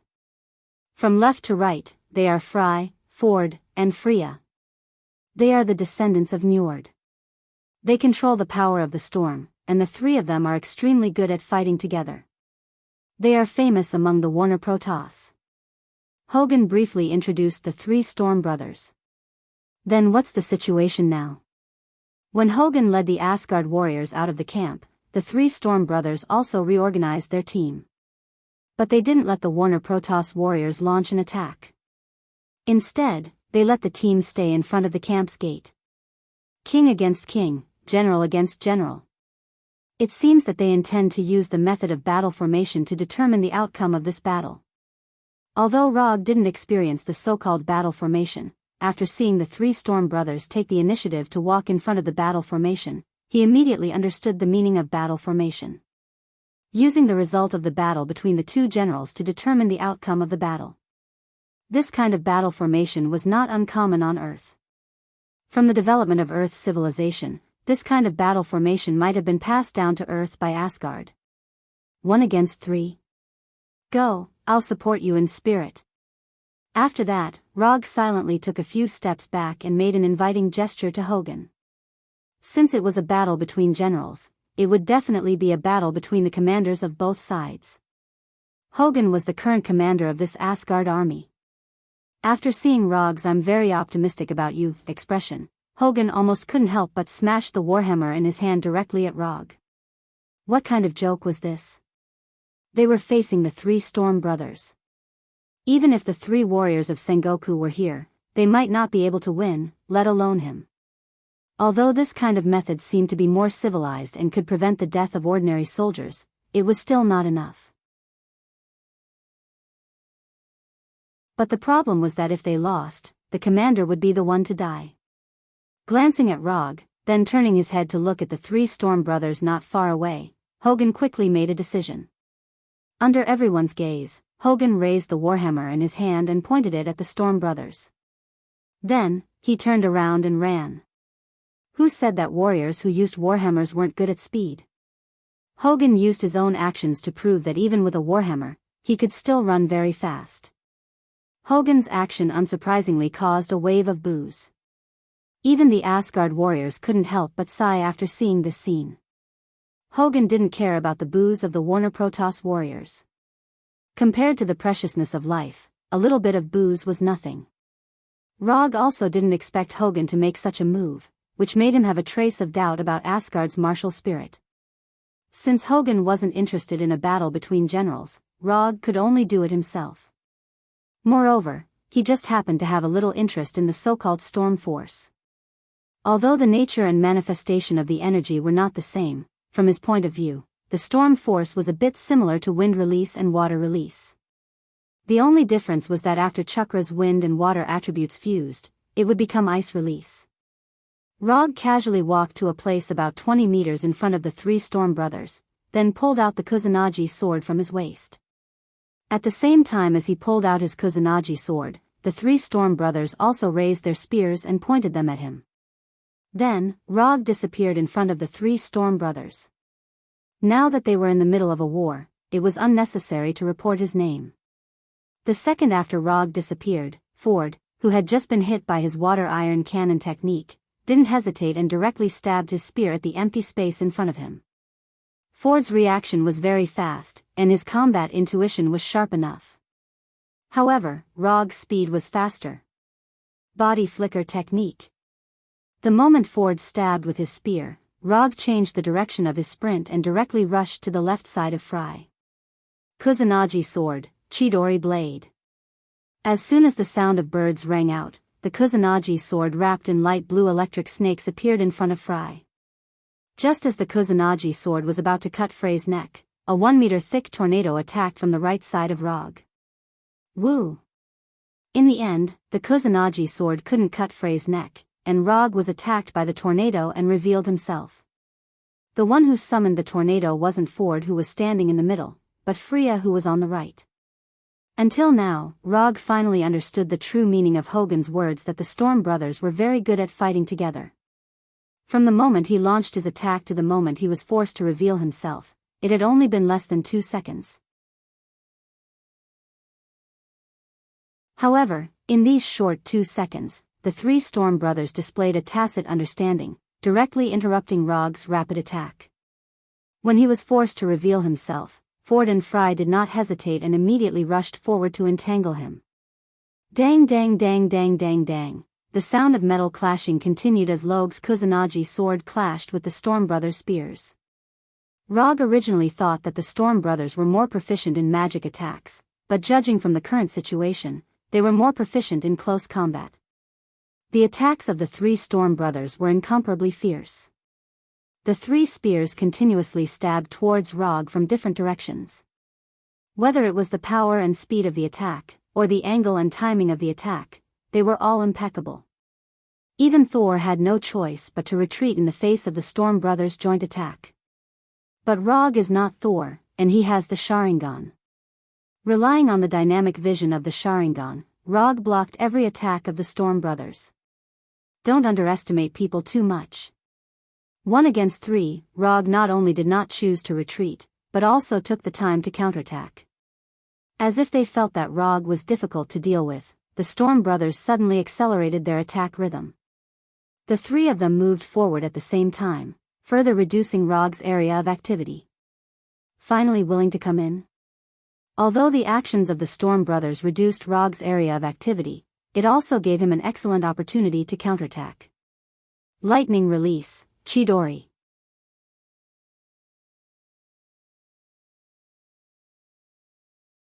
Chapter 99.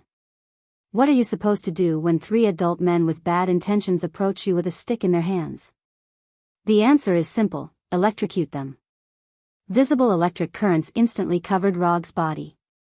Without needing to control them, the electric currents were like poisonous snakes hunting their prey, suddenly pouncing on the 3 Storm Brothers. Boom! In the blink of an eye, the 3 Storm Brothers were sent flying and then heavily hit the ground. Never get close to a man who can electrocute people, especially one who has a sword in his hand. After using Chidori to send the 3 Storm Brothers flying, Rog did not hesitate and directly attacked Ford, who was closest to him. The Kusanagi sword wrapped in electric currents came in front of Fry, and then it was blocked by Frey's spear. Even in a situation where he could not move, Ford still made a defensive posture at the last moment, using the spear in his hand to block the Kusanagi sword that was about to cut his neck. Relying on his battle instincts honed over the years, Ford fought for a precious chance to survive. As for the rest, he just needed to leave it to Fry and Freya. Just as Ford predicted, after discovering that he was attacked, Fry and Freya raised the spears in their hands, and 2 tornadoes gushed out from the tip of the spears, directly attacking Rog's back. Fry and Freya's attack was just right before Rog's second attack. If he continued to attack Ford, he would also be hit by the tornadoes behind him. Should he finish him off, or should he leave? The answer was to leave. The 2 tornadoes swept past Rog's position like lightning, then dissipated into the air. After teleporting away, Rog did not continue to attack the Storm Brothers. Instead, he allowed the 3 of them to gather together. You are very strong. But you are not a match for the 3 of us. If you want to blame someone, blame yourself for being alone. Fry, who was standing in the middle, said to Rog.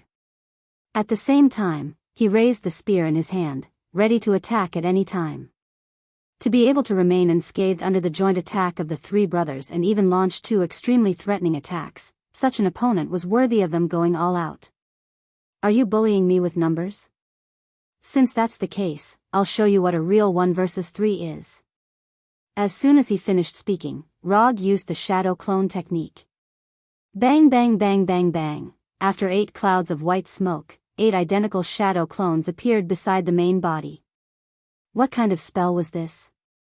Looking at the 8 shadow clones around Rog, the 3 Storm Brothers couldn't help but stare blankly. This was not an illusion, but a physical clone. After discovering that the shadow clones beside Rog were not illusions, the Storm Brothers silently gripped the spears in their hands. 1 Rog was hard enough to deal with, and now there were 8 more. Can this world still be good? Compared to the vigilant faces of the 3 Storm Brothers, Hogan had an indifferent expression. Ever since he saw Rog's wood puppet technique and wood dragon technique, his evaluation of Rog had increased explosively. Even if Rog now turned into Sif's appearance, he wouldn't be surprised. When the shadow clones appeared, Asgard's soldiers were silent for a few seconds, and then burst into loud cheers. The second round begins now. As soon as Rog finished speaking, he and the 8 shadow clones disappeared from everyone's sight. In the next second, they appeared around the 3 storm brothers. 9 Kusanagi swords surrounded by lightning snakes stabbed towards the 3 storm brothers at the same time. Although the Kusanagi swords in the hands of the shadow clones can't be compared to the real Kusanagi swords, but if they were stabbed, they would still die. The storm brothers didn't dare to have the slightest carelessness. The 3 of them stood back to back and waved the spears in their hands. After the fight just now, Rog also grasped some information about the storm brothers. The storm brothers can indeed summon hurricanes and storms, but they can't do it in close combat. This also meant that the 3 storm brothers could only choose between long-range damage and melee combat. As long as the attack is fast enough, the storm brothers won't have the chance to release the power of the storm. And speed is what Rog is best at. Originally, the scene of the 3 storm brothers besieging Rog has now turned into a scene of 9 Rog besieging the 3 storm brothers. Rog and the shadow clones' attack speed is getting faster and faster. Not long after, it has exceeded the limit that can be seen by the naked eye. For the onlookers, Hogan and the others, this is not good news. Because now they can only see the storm brothers constantly waving their spears, but they can't see Rog's figure at all. Clang clang clang clang clang, the Kusanagi sword and the spears collided continuously, and the storm brothers were facing more and more pressure. Just when they planned to resist Rog's attack and release the power of the storm at the cost of minor injuries, Rog's voice suddenly sounded in their ears. First one. The storm brothers' hair stood up, and a dangerous thought suddenly flashed in their mind. Then, Fry and Ford saw a beautiful bloodline flying in front of their eyes. It's Freya.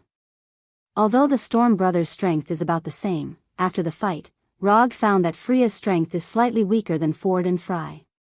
Usually, this small difference won't have any impact. But in the ultra-fast attack and defense that Rog deliberately created, this small difference in strength is infinitely magnified.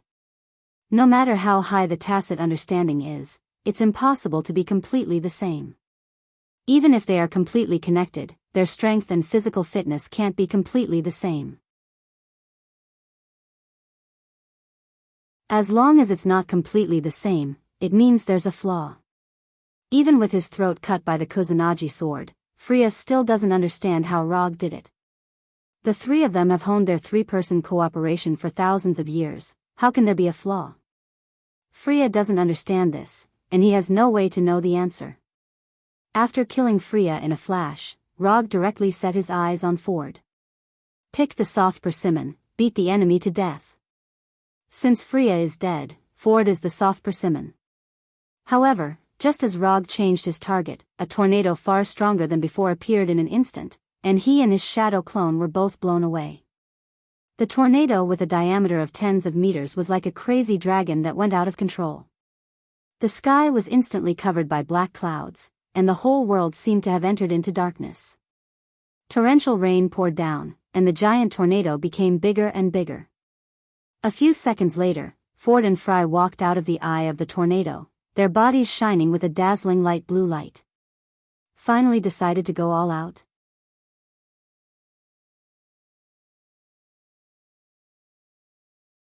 Chapter 100. Just by looking at it, one could tell that Fry and Ford were going to fight to the death. How domineering. No, that's not right, it's energy leaking. The light blue light shining from their bodies was not a visual effect, but a real, almost solid energy.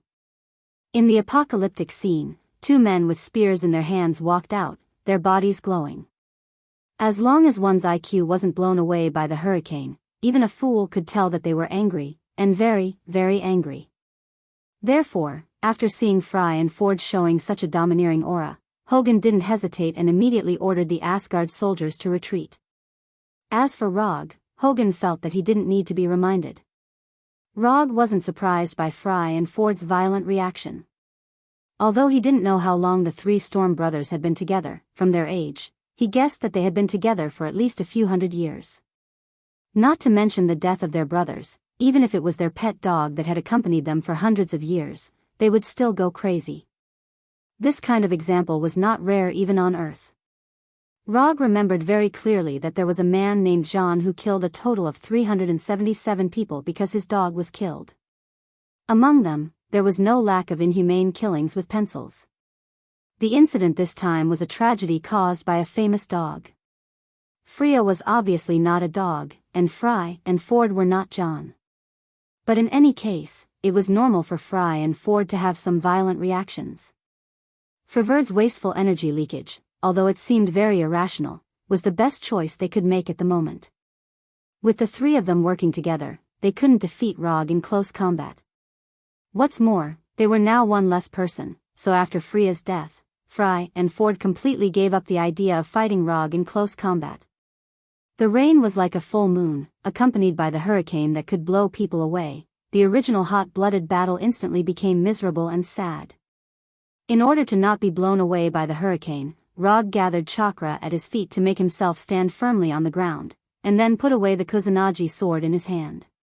Since the enemy has started to use their big move, he naturally has to use a big move to repay the enemy. Mokutan, wood puppet technique. The ground under Rog's feet began to roll, and a 20-meter-tall wood arhat climbed out of the ground, like a messenger of death crawling out of the abyss.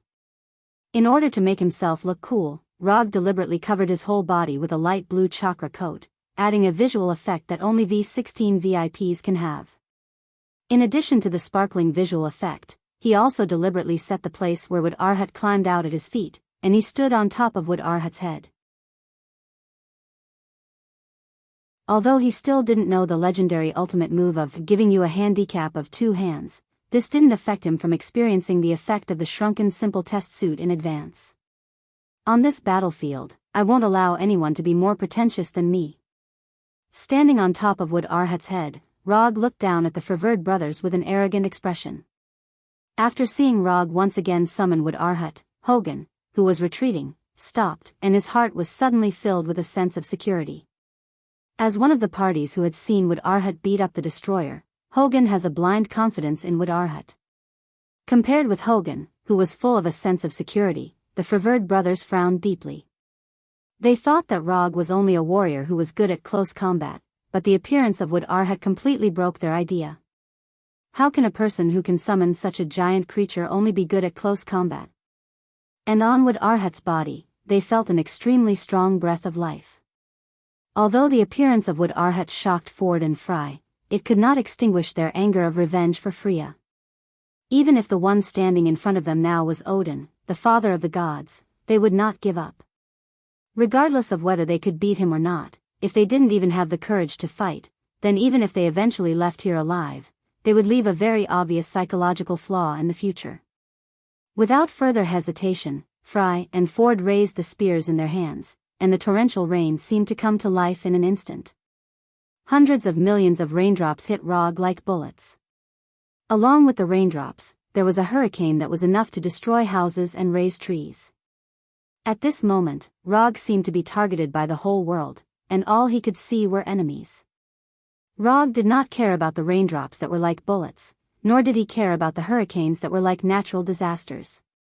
He stood motionless on top of Wood Arhat's head. The light blue chakra coat set him off like a god. The torrential rain did not dim the light on his body, and the hurricane did not shake his body in the slightest. After standing in place and letting the torrential rain and hurricane hit him for more than 10 seconds, he finally controlled Wood Arhat under his feet. In order to make Wood Arhat even more imposing, and also to increase Wood Arhat's attack power, Rog put on Wood Arhat's chakra coat, and at the same time added the effect of lightning serpent on Wood Arhat's body. A 25-meter-tall giant body, a light blue chakra coat, and the outermost layer of lightning serpents that constantly wandered around. This Wood Arhat had reached the peak of his appearance and strength. Then, under everyone's gaze, Wood Arhat began to run forward. Just when everyone thought that Wood Arhat would directly rush towards Freverd and Roland, Wood Arhat displayed an astonishing jumping ability, and directly jumped into the air. Looking at Wood Arhat, who jumped high, and then fell like a meteor, Fry and Ford did not dare to be careless, and the 2 spears in their hands directly collided.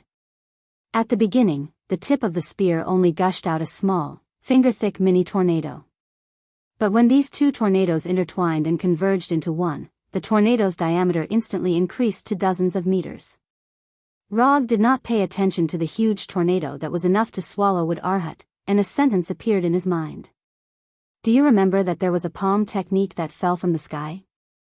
The huge tornado was like a roaring dragon, and it crashed into Wood Arhat, who was falling like a meteor. On this day, Hogun and Asgard saw a scene that they would never forget. The heavenly Buddha descends, the 10,000 Buddhas greeting the sect.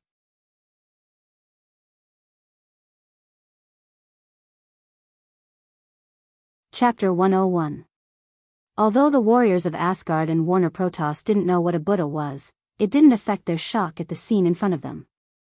A 20-meter-tall behemoth broke through the obstruction and attack of the giant tornado and descended from the sky in a domineering manner. Relying on gravity and Rog's burst of chakra, Wood Arhat emitted a blue light and had electric snakes coiling around it.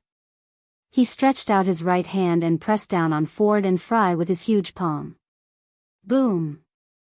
A huge sound like a nuclear bomb exploding suddenly rang out, and the entire ground shook violently. When the shockwave from the explosion completely dissipated, Hogun and the others could finally see the scene in front of them clearly. The 20-meter-tall Wood Arhat stood proudly, and in front of Wood Arhat was a deep pit with a diameter of tens of meters. Although they couldn't see Ford and Fry, it wasn't hard to guess the fate of the two brothers just by looking at the blood stains on Wood Arhat's right hand and the two broken spears that pierced into his palm. With just one palm, he completely wiped out the two famous Warner Protoss brothers, Fry and Ford. The three Storm brothers were all dead. Whether it was Hogun and the others, or the warriors of Warner Protoss, they couldn't believe the scene in front of them. Wasn't this a little too crazy? They were the descendants of Poseidon Njord, an existence that controlled the power of the storm. They were powerful beings that were famous in both Warner Protoss and Aseri. It wasn't that the three Storm brothers couldn't die in battle, but the way they died was too humiliating. It was so humiliating that even Hogun, their enemy, felt it was a pity. Freya was a little better, at least he died with a little dignity. But Ford and Fry, looking at the blood stains on Wood Arhat's palm, Hogun suddenly sighed. He now remembered something Rog said to him before, something he didn't understand before. Sir, times have changed. The times have really changed, to the point where even a veteran like Hogun had the idea of retiring. Although they couldn't accept that Fry and Ford died in this way, the warriors of Warner Protoss still fulfilled their traditional promise, put down their weapons, and admitted defeat. When the warriors of Warner Protoss put down their weapons and admitted defeat, the mercenaries they hired suddenly betrayed them. We're just here to make money, what does glory have to do with us? For these mercenaries who used to be space pirates and wanted criminals, glory was worthless. So they decisively chose to retreat, or in other words, escape. Hundreds of mercenaries suddenly scattered, running in different directions in twos and threes. The actions of the mercenaries undoubtedly gave the warriors of Warner Protoss a slap in the face, completely trampling what little glory they had left. Thus, a battle between the warriors of Warner Protoss and the mercenaries broke out. The warriors of Warner Protoss picked up the weapons on the ground, and then pointed them at the mercenaries who were their comrades a dozen seconds ago. Although the warriors of Warner Protoss didn't have as many mercenaries, in terms of actual combat power, each of them had the strength to take on a few mercenaries. The warriors of Warner Protoss used their actions to prove the huge gap between professional soldiers and amateur soldiers. The warriors of Asgard didn't intervene in the civil war between the warriors of Warner Protoss and the mercenaries. They just lined up near the camp, and then silently watched the scene in front of them. Under the huge gap in strength, the mercenaries didn't last long. After more than 10 minutes, the commander of Warner Protoss came in front of Hogun alone, and handed the weapon stained with the blood of the mercenaries to Hogun.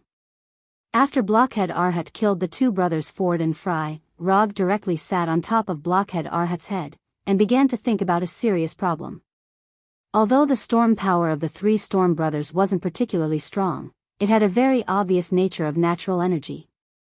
Whether it was the tornado or the rainstorm, it wasn't the power of the three Storm brothers themselves. What they did was to use the storm power in their body to trigger the resonance of natural energy, and then through the manipulation of natural energy, they created tornadoes and rainstorms that were far stronger than their own energy. Although Rog didn't lack chakra now, compared to the natural energy that filled the whole world, the amount of chakra he had was not worth mentioning. Originally, he planned to practice sage mode after his chakra reached the level of Nibi or Sanbai. But the appearance of the three storm brothers made him plan to advance his plan. The sage mode inheritance can be chosen from Mount Mayaboku, Ryuchi Cave, or Shikatsu Forest. The exchange price is 400 ninja coins. The price of sage mode wasn't high, and he still had 256 ninja coins. If he wanted to exchange, as long as he was willing to spend a few months or half a year, he could get the 400 ninja coins needed for the exchange. To exchange, or not to exchange, that was the question. After thinking about it for a few minutes, he finally made the decision to advance his plan. Since he had to exchange sooner or later, he might as well solve this problem before returning to Earth. Mastering sage mode earlier was also a good thing for him. After night fell, Hogan and Rog received the latest information from Thor and Fandral. Like them, when Thor and Fandral attacked the camp, they also encountered the reinforcements sent by Warner Protoss. Although the process was a bit difficult, they finally took the camp smoothly and completed the established plan. Including the initial advance camp, Asgard now has 4 camps, which can be regarded as the initial foothold. Thor also specifically told Rog to avoid too bloody killing in the process of the battle. It seems that Thor was still worried about Rog, worried that he would accidentally do something excessive. Asgard came to maintain the order of Warnerheim, not to start a full-scale war. Rog did not take Thor's instructions to heart at all. Well, although Odin asked me to assist Thor in maintaining the order of the 9 realms, as you know, I'm a private investigator. When he heard the word private investigator, Hogan was stunned. Let me put it another way. I'm not Asgard's man, so I'm different from you. I don't have military pay. Therefore, in the upcoming battle, I hope that we can cooperate in another way. Although Hogan looked like he only knew how to fight, when he heard the word military pay, he immediately clenched the wallet on his belt. They had not known each other for a long time, so if it was about borrowing money, then forget it. Although Hogan did not speak, Rog understood what he meant. I don't want to borrow money. What I mean is, if you need me to fight in the next battle, you can commission me. My fee is very cheap, especially for you. I can give you a discount you can't imagine.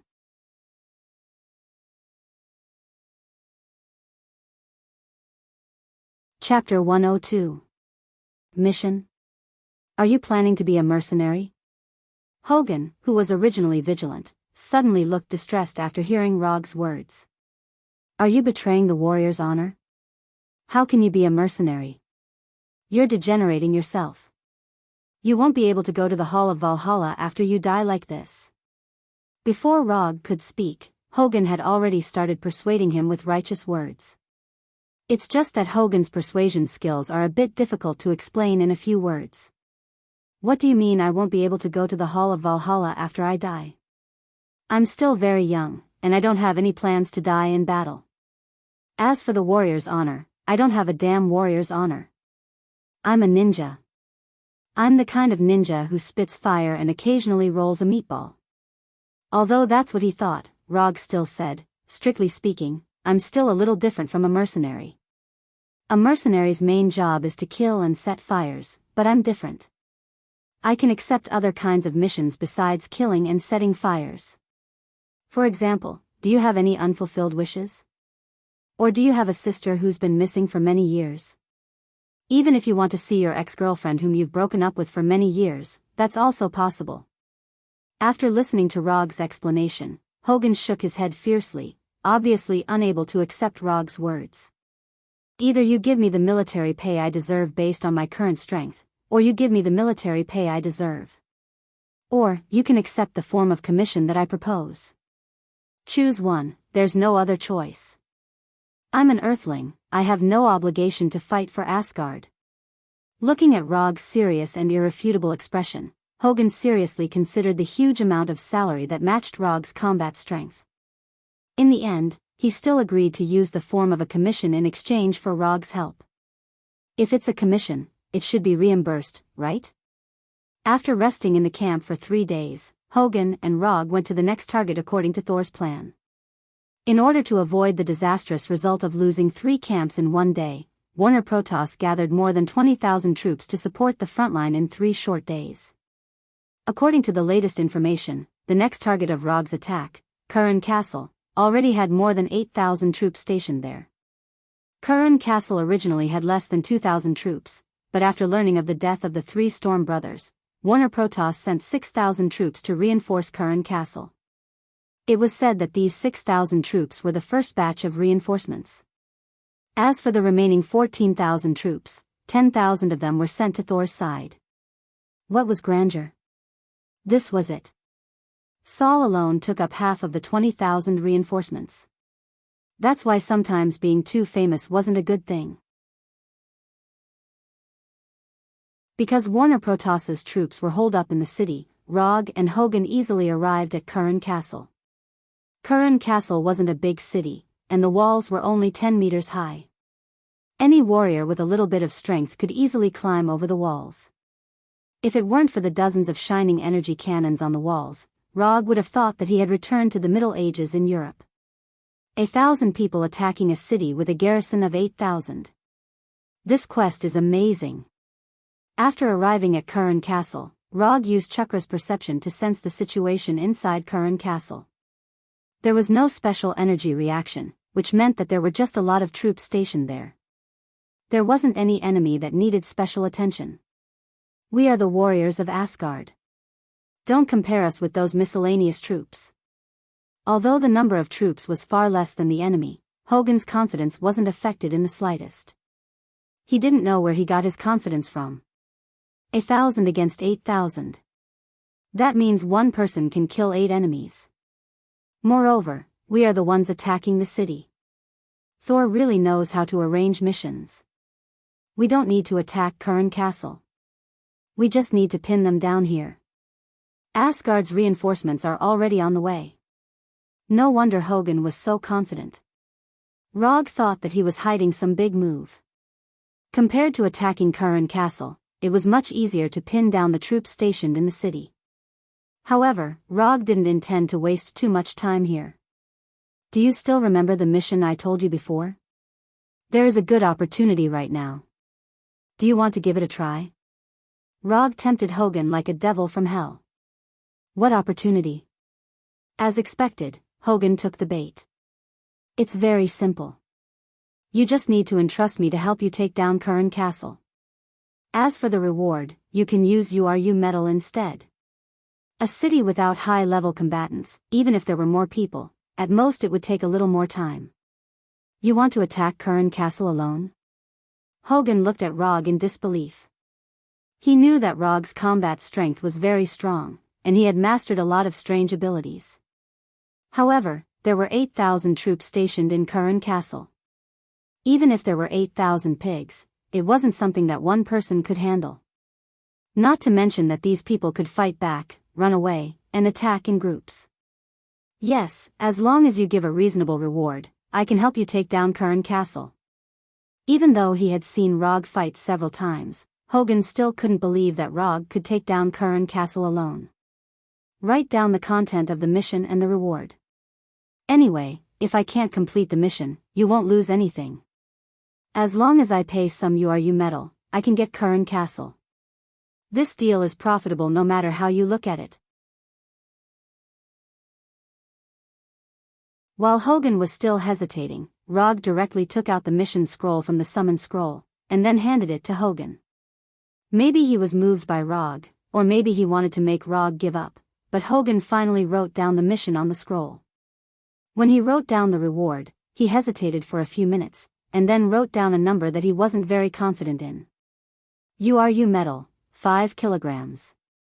Hogan just signed his name, and the relevant mission information appeared in the system's mission page. Mission content: capture Curran Castle. Mission status: incomplete. Mission reward: 80 ninja coins. Rog thought that this would be a very simple and easy mission, but after seeing the mission reward given by the system, he felt that he seemed to have overlooked something. If it was just a simple mission, the system would never give a reward of 80 ninja coins. This made Rog smell a trace of danger. Show me the latest information about Curran Castle. For the sake of safety, he decided to carefully study the current situation of Curran Castle. Even if he was very strong, he still needed to be cautious. This was a valuable experience that Rog learned from a certain hero.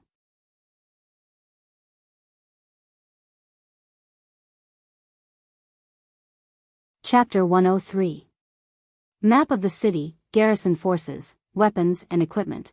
Although Rog didn't know where Hogan got all this information, but the information was so detailed that it was easy to make people think that there was a mole in the enemy's garrison, which helped him a lot. After carefully skimming through it a few times, Rog handed the several pages of information back to Hogan. But from the current information, he still didn't understand why the system gave him 80 ninja coins as a commission reward. But since he couldn't figure it out, he didn't want to think about it for the time being. You can go and prepare the URU medal now. I hope that when I come back, I can see those little guys with charming luster. After saying that, Rog walked out of the tent and went directly to the Curran Castle's gate. Kusanagi sword, thunder fan, plus Madara's armor, Rog felt that his current preparations were enough. The garrison of Curran Castle discovered the arrival of Rog and the others early in the morning, but they didn't have the slightest intention to take the initiative to attack. Going out to meet the enemy is cool, but people will die. Especially after knowing the news of the death of the three Storm brothers, the commander of Curran Castle completely cut off the idea of taking the initiative to attack. The commander of Curran Castle was very satisfied with the feeling of security now that he had the absolute advantage in terms of military strength and the protection of the city walls. However, after seeing Rog coming towards the gate, he suddenly felt a sense of danger in his heart. He didn't know why he had such intuition, but he decisively ordered the energy cannons on the city walls to aim at Rog. Being aimed at by more than a dozen shimmering cannons is not a very pleasant thing, because you don't know if these guys who are controlling the energy cannons will suddenly tremble. When he came to a place about 300 meters away from the gate, Rog stopped, held the handle of the thunder fan with his right hand, and took it from his back. Mission, execute. After muttering in his heart, Rog used the body flicker technique and disappeared from everyone's sight. He rushed directly to the city gate like lightning. With the body flicker technique, he only needed 2 to 3 seconds to cover the distance of 300 meters. While the garrisons on the city wall were still searching for him, he had already crossed the city wall and arrived in front of the garrisons with the thunderclap fan in hand. Ever since Rog obtained the thunderclap round fan, he had always used it as a defensive equipment. But after fighting with the three Storm brothers, he felt that he could slightly change the purpose of the thunderous fan. The troops stationed in Curran Castle had no idea how he had appeared. The only thing they could see now was the thunder fan that was flashing with blue lightning. Boom! Boom! Boom! 4 to 5 arm-thick bolts of blue lightning struck the garrison on the city wall like lightning serpents, instantly wiping out the garrison on Rog's right. Rog didn't use any ninjutsu, he just injected the thunder attribute chakra into the thunderclap round fan and then released it. Although this way of using it was simple and crude, it was very effective. With the sound of these lightning bolts, the siege of Curran Castle officially began. The huge gap in strength often means the birth of a tragedy. When Rog came to the city wall of Curran Castle, his personal performance began. In the face of these garrisons who were far weaker than him, Rog was like a hungry wolf rushing into a flock of sheep. Although the garrisons of Curran Castle tried to stop Rog, they soon found that it was completely impossible. No matter how many of them went up, Rog could always break through their encirclement in the first time and then give them several lightning bolts. What made them even more desperate was that with the passage of time, Rog's speed seemed to be getting faster and faster. They were now completely unable to see Rog's figure. All they could see now was one lightning bolt after another, and an unreasonably large fan. It wasn't until today that the garrisons of Curran Castle learned that the fan can also kill people. Looking at Rog slaughtering the garrisons on the city wall like cutting vegetables and melons, the commander of Curran Castle had a tangled look on his face.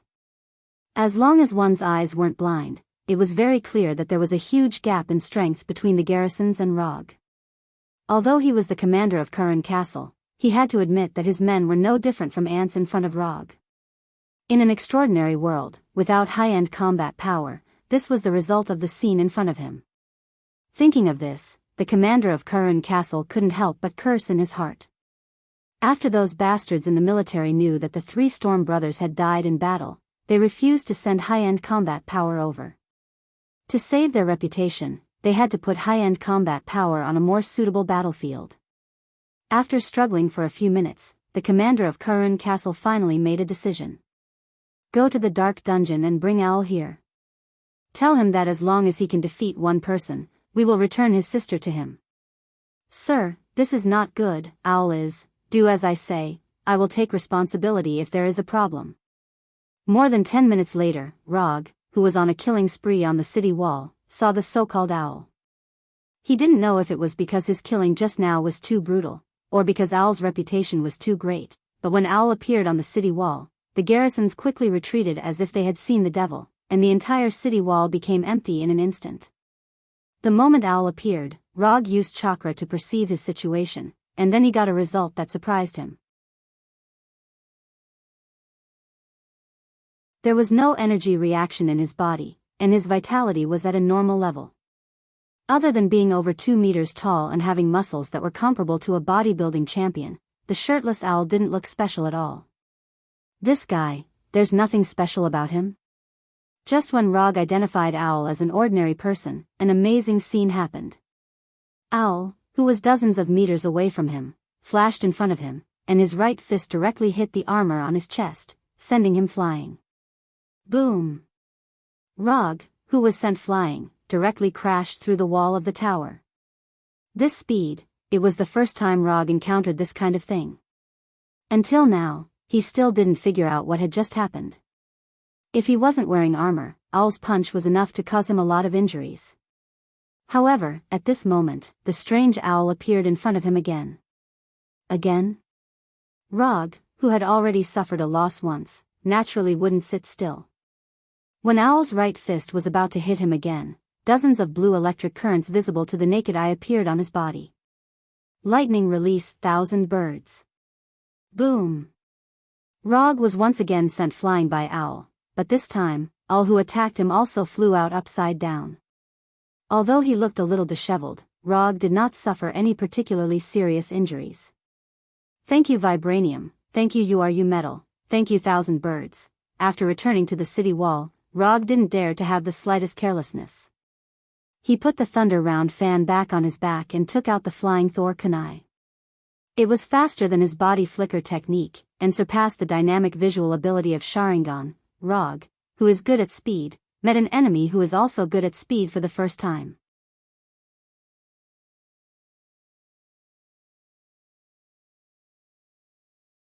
Chapter 104. What was going on with this guy? If a person possessed unimaginable super speed, then generally speaking, there were only 2 possibilities. One was to master the extraordinary power related to speed, and the other was a superpower born from the genetic mutation of the body. But at this time, Owl was obviously neither of the 2 situations. There was no energy in his body, and his life force was at a normal level. There were no signs of genetic mutation. Owl, who had attacked Rog twice in a row, did not stop there. When the numbness caused by the 1,000-bird flow slightly eased, he launched a third attack on Rog. It was still a straightforward attack. Although Owl had incredible speed, his attack method was so simple that it made people speechless. Relying on speed to come in front of the enemy, and then using his fist to attack the enemy. Rog, who had suffered twice, naturally would not be hit by such a simple attack again. At the moment when Owl's figure disappeared, he also used the blink technique to leave the place. Even so, Owl still kept up with his speed. Just when Owl's right fist was about to hit his head, his figure suddenly disappeared in front of Owl. Flying Thor. Rog returned to his previous position and picked up the Flying Thor kunai that he deliberately left in place. What kind of experience was it to fight with an enemy with super speed? This question had always been answered by Rog's enemy. And now, he could finally answer this question himself. The answer was only one word: aggrieved. To be precise, it was extremely aggrieved. Unable to see the enemy's trace, unable to dodge the enemy's attack, unable to keep up with the enemy's movements, no matter what the situation was, it was enough to make people feel extremely aggrieved. What was more troublesome was that behind this aggrieved feeling, death followed closely. The blink technique was definitely out of the question. Owl's speed had obviously exceeded the blink technique's speed. This also meant that Rog only had one last choice left. The Flying Thor technique. Rog did not expect that there would be a day when he would use the Flying Thor to compete with someone in speed, and it was with a strange man who had super speed for some unknown reason. Were they trying to determine who was the fastest man? Rog didn't have a problem with the word fastest, nor did he have a problem with the word man. It was just that he had an instinctive repulsion when he put the fastest time with a man. Just when Rog was still thinking about it, Owl recovered from his doubts and no longer cared about how Rog disappeared just now. In this regard, Owl was very similar to Rog. Since he couldn't figure it out, he wouldn't think about it anymore. Before Owl launched an attack, Rog took the initiative to throw the Flying Thor kunai in his hand to Owl. After throwing out the Flying Thor kunai, he didn't care whether the kunai hit Owl or not. Instead, he used the body flicker technique to leave the place, and then took out another Flying Thor kunai.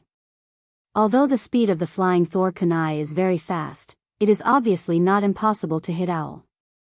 Owl just tilted his body slightly and avoided the Flying Thor kunai flying towards his head.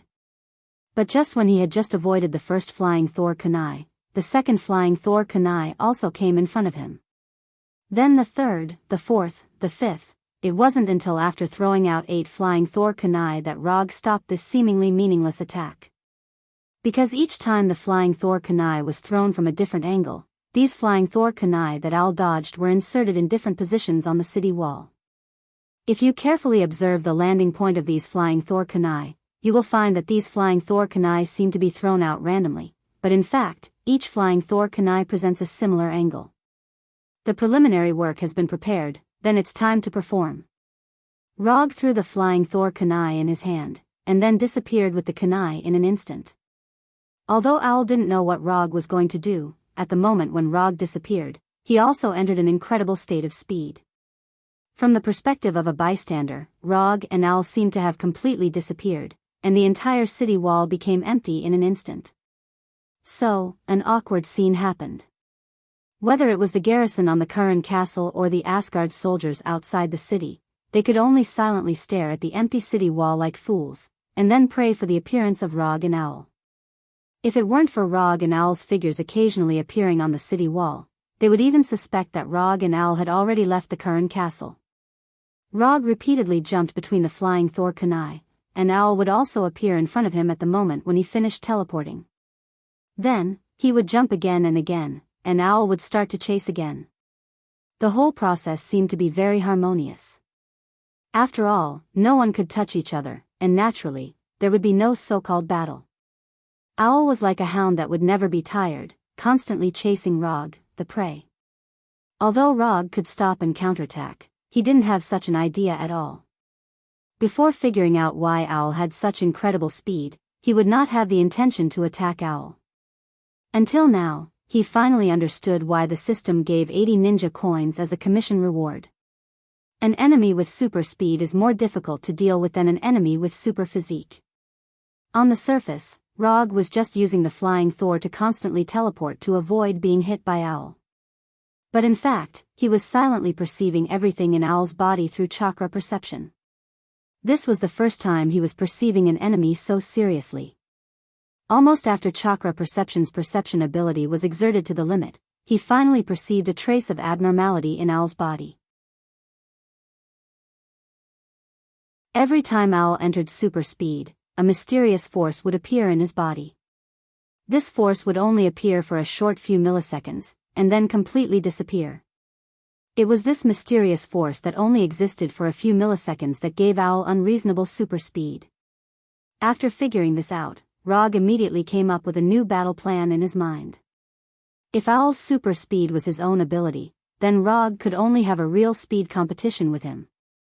But since this speed was given to Owl by the mysterious force, then things became a lot simpler.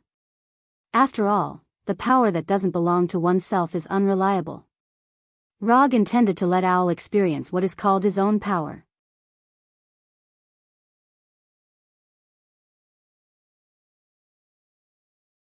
Chapter 105. In the face of an enemy like Owl who relies on external forces, the best way is to use a seal. But the problem is that Rog doesn't know how to use a seal now. So he chose the second plan. The second plan is also very simple, that is, to directly choose a war of attrition. Because Owl's super speed is not his own ability, it means that his super speed is uncontrollable. This uncontrollable does not mean that he can't control his super speed. It means that he can't decide the duration of his super speed. If he is lucky, he can maintain this super speed until the battle is over. If he is unlucky, he will be beaten back to his original form in the next second and become an ordinary person again.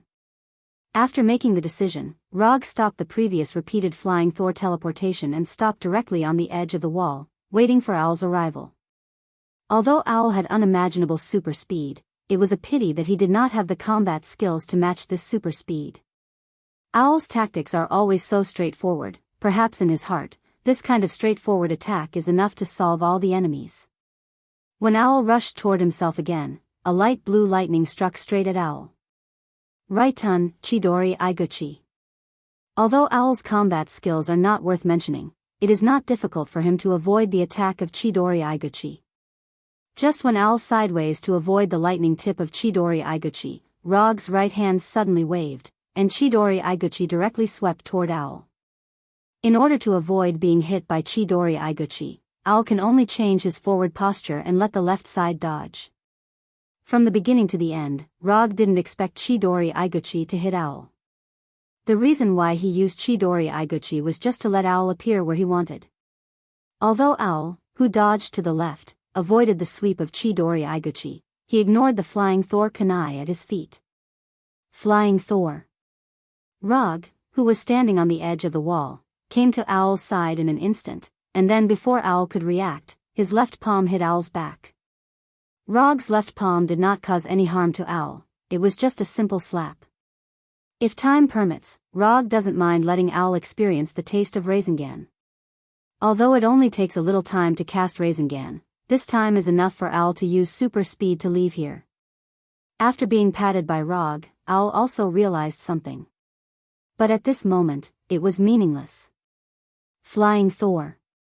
If it wasn't for the Flying Thor spell on Owl's body, Rog wouldn't be interested in touching a male's body. The outcome of this battle had been decided. Relying on the super speed granted by the mysterious power in its body, Owl continued to jump for more than 10 minutes. In the end, when the mysterious force did not continue to appear, Rog used the flying Thor kunai in his hand to cut across Owl's neck, completely ending his life. Without Owl's restraint, Rog once again began his one-man siege.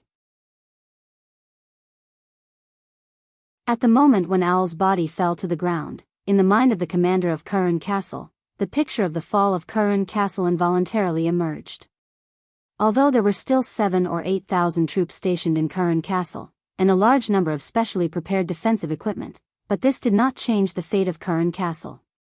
After killing Owl, Rog did not continue to attack the ordinary soldiers, but began a purposeful beheading operation. With the help of the Flying Thor, all the defenses of Kurun Castle were useless to him. No matter how many guards there were around these commanders, the last thing they saw was the Kusanagi sword with lightning wrapped around it. One commander after another was killed, and the command system of Kurun Castle quickly collapsed. It didn't take long for the garrison of Kurun Castle to be in a mess. They didn't know what to do now, whether to continue to hold their posts, or to pursue Rog who was alive and kicking in the city, or to choose to retreat directly. Death and chaos quickly shrouded the entire Kurun Castle. When most of the commanders of Kurun Castle were killed by Rog, the remaining commanders finally made a decision. Give up Kurun Castle, preserve the strength, and prepare for a future counterattack. Half an hour later, the west gate of Kurun Castle was opened, and the garrison of Kurun Castle began to retreat. Looking at the mighty 5,000 or 6,000 people, Hogan seriously thought for a moment, and finally made the decision to pursue. Although it was impossible to wipe out the enemy, but it was not a problem to add some trouble to the enemy. Most of the garrison of Curran Castle chose to retreat, and those who stayed in Curran Castle also chose to surrender.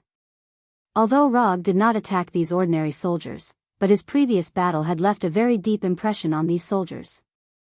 So after the main force retreated, they decisively put down their weapons and expressed their willingness to surrender.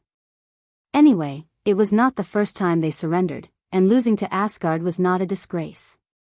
In terms of treatment of prisoners of war, Asgard's reputation had always been very good, and this also unknowingly dispelled some of the worries of the garrison of Curran Castle. Until now, these soldiers still thought that Rog was from Asgard. Because in their minds, only a powerful country like Asgard could produce a strong person like Rog. A few hours later, Hogun led the Asgard soldiers to officially take over Curran Castle. Whether it was Hogun or the other Asgard soldiers, they did not expect that this siege of Curran Castle would turn into a one-man show by Rog. Except for the loss of some soldiers when pursuing the garrison of Curran Castle, Asgard took over Curran Castle without any losses. Well, the URU medal you want may be given to you later. It will take a few days for the logistics team to arrive. They should have some URU medal in their hands. After all, they are the only ones who have army craftsmen. Hogun said to Rog with some embarrassment. The mission was completed, but he could not pay the reward. This was even more embarrassing for him than losing the battle. That's not urgent.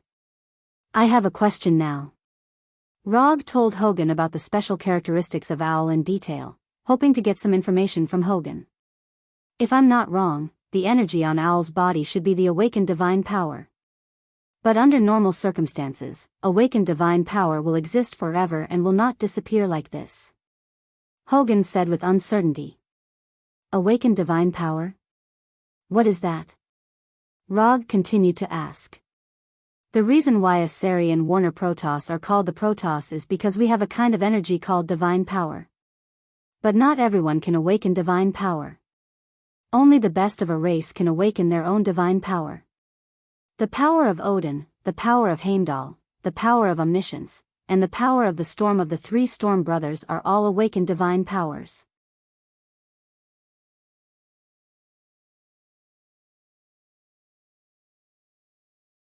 Chapter 106. Although Hogun didn't awaken divine power, as an Asgard, and an Asgard officer with a high position, he still has enough understanding of divine power.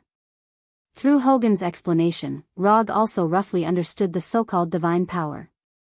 In short, divine power is the racial superpower of Asari and Warner Protoss. However, this superpower is not caused by genetic mutation, and the difficulty and conditions of awakening are a bit high. According to Hogun, the proportion of awakening divine power is about 1 in 10,000. Of course, this is just a rough proportion. For those who are born in a good family, the possibility of awakening divine power is hundreds of times higher than ordinary people. This is the fundamental reason why Asari and Warner Protoss can maintain the aristocratic rule. From this point of view, Owl was undoubtedly a lucky guy who was bursting with luck.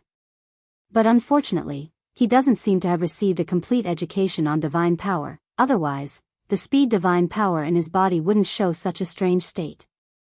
Both lucky and unlucky, Owl may be the kind of person who has the legendary Schrodinger's luck. After waiting for a few days in Curran Castle, Hogun finally waited for Asgard's reinforcements and logistics team, and then handed over the agreed URU medal to Rog. Unconsumed ninja coins, 336. The system's commission reward is in his hand, and the URU medal is also in his hand. Rog's mood also became better. Because there is no next attack plan for the time being, Rog finally experienced a real alien trip in Curran Castle. There were all kinds of unknown Vanaheim specialty snacks, alien races from an unknown planet, alien weapons with strange shapes, and alien skin colors and hair colors that were all different from the aliens. Rog was like a real tourist, appearing in every corner of Curran Castle, tavern, weapon shop, food street, romance street. Although Curran Castle has just experienced war, it has no impact on the lives of the residents in the city. Everything in the city is developing according to this established trajectory. Without investigation, there is no right to speak. After a few days of tourist life, Rog found that he still prefers Earthlings, or alien races that don't look much different from Earthlings, such as Warner Protoss. Because of the focus of Warner Protoss, after waiting in Kurran Castle for a week, Hogan and Rog finally received the latest news from Thor. The process was a bit difficult, but Thor still completed the established goal and successfully took the target city. Fandral and Volstagg had also successfully completed their mission, and the number of Asgard's camps in Vanaheim had increased to 7. Although there are still 16 camps under the control of Warner Protoss, Asgard's early plan can be regarded as perfectly completed. From departure to the present, a total, less than 2 weeks. According to this progress, it will take at most 3 months for Asgard to restore order in Warnerheim. 3 months, for Asgard with an average lifespan of 5,000 years, is a short period of time that doesn't need to be calculative. However, things didn't develop as smoothly as Asgard expected. 3 months passed in the blink of an eye. In the past 3 months, Asgard sent several reinforcements, increasing the number of Asgard soldiers in Warnerheim to more than 50,000. But even so, Asgard only recovered 7 camps in the past 3 months. Of the 23 camps, 14 have returned to Asgard's hands. The remaining 9 are still firmly in the hands of Warner Protoss. In the process of Asgard recovering the camps, Rog didn't stay idle. He accepted several commissions from Thor and the 3 warriors of Sengoku.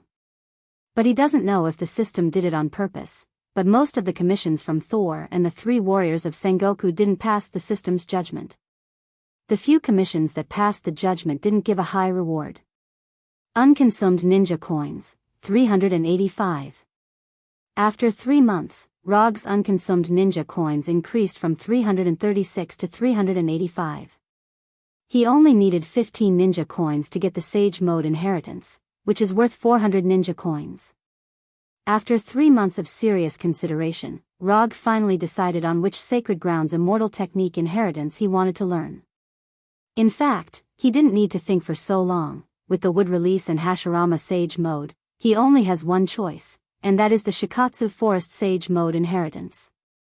The Toad Senjutsu of Mount Mayaboku is only suitable for people like Prince Ming. Even a fierce person like Jiraiya only got an incomplete Sage Mode after decades of learning. As for the Ryuchi Cave, Rog only thought for a second and refused. No matter what era it is, stay away from men who play with snakes, their spirit is a bit. He doesn't know if the system will pack a summon contract of a living slug after redeeming the Sage Mode inheritance. Just when Rog started to imagine some beautiful things, Thor came to him with Thor's hammer. Sif came with Thor. Sif finally appeared on Asgard's list. As for whether it was her own wish or Queen Freya's arrangement, only the 2 of them knew. There are more and more garrisons in Maguang City. I hope you can go in and see if there are any loopholes in the defense line. We have been delayed here for too long, Thor said to Rog with some tiredness. The Maguang city he mentioned was the culprit that caused their progress to be seriously delayed. Asgard wasn't the only one who will increase their forces. After Thor joined Rog and others, Warnerheim also increased their frontline forces. There are now more than 40,000 garrisons in Maguang City, and there is no lack of Warner Protoss's high-end combat power. Maguang City is one of the 5 main cities in Warnerheim. It has high walls and many soldiers, and it is easy to defend and difficult to attack. What's more troublesome is that this is a place that has to be fought for. Whether they can take down Maguang City directly determines whether Asgard can successfully recover the rest of the camp. In the past 3 months, Asgard spent most of his time attacking Maguang City. It has been almost 2 months since the day of the attack. In the past 2 months, Thor has climbed the walls of Maguang City more than once, but he was beaten back. Thor is a Ceres Thor, and Warner Protoss naturally has their own Thor, and more than one. Now in charge of commanding the Maguang City garrison is Warner Protoss's 2 Thor, 2 female Thor. In other words, the twin female Thor, Vigtigni and Weigelf.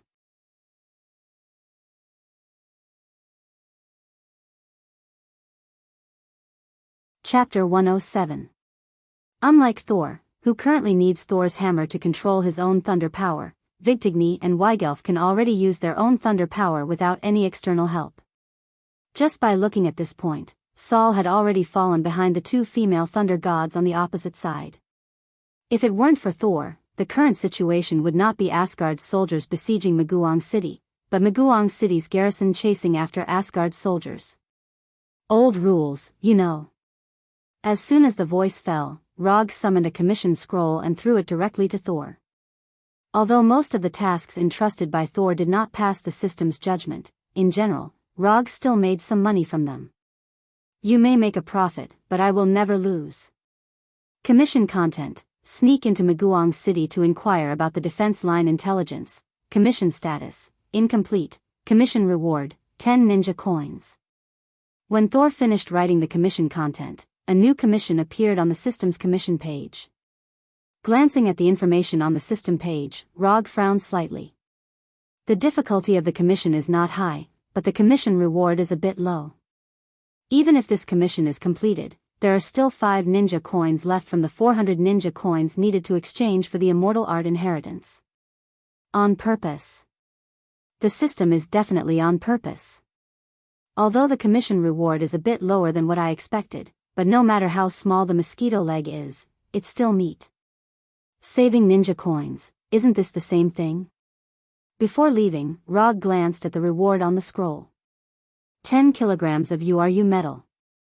It's not too much, not too little, it's enough. Since accepting commissions, Rog has asked for URU metal as the commission reward every time. This also led to a bit of an awkward situation. Those precious weapons that originally needed to be repaired with URU metal have not been repaired because of Rog. Those who can use URU metal weapons are basically famous in the army, so in addition to Thor and the 3 warriors of Sengoku, those officers with damaged weapons have a lot of complaints about Rog. If it weren't for Rog's strength far beyond them, maybe these officers would sneak into his tent in the middle of the night, and then, after throwing the commission scroll into the summon scroll, Rog left the tent and walked in the direction of Maguang City. As a ninja, sneaking is the foundation of the foundation. This was especially true for Log, as infiltration was his specialty. What is the perfect sneak? As long as the witnesses are killed, it is a perfect sneak. Said a certain assassin who didn't want to reveal his name. Said confidently.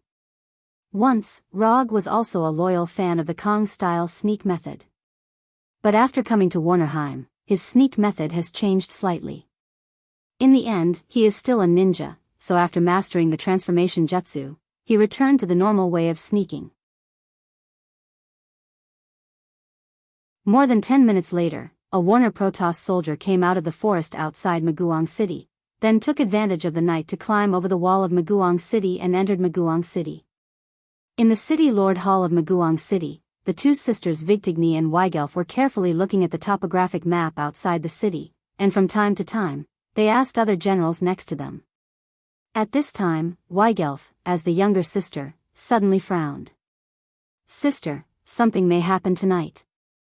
After hearing Weigelfa's words, the city Lord Hall instantly quieted down. Although Weigelfa's strength is weaker than her sister Vigtigny, she has a strong sixth sense that is completely unreasonable.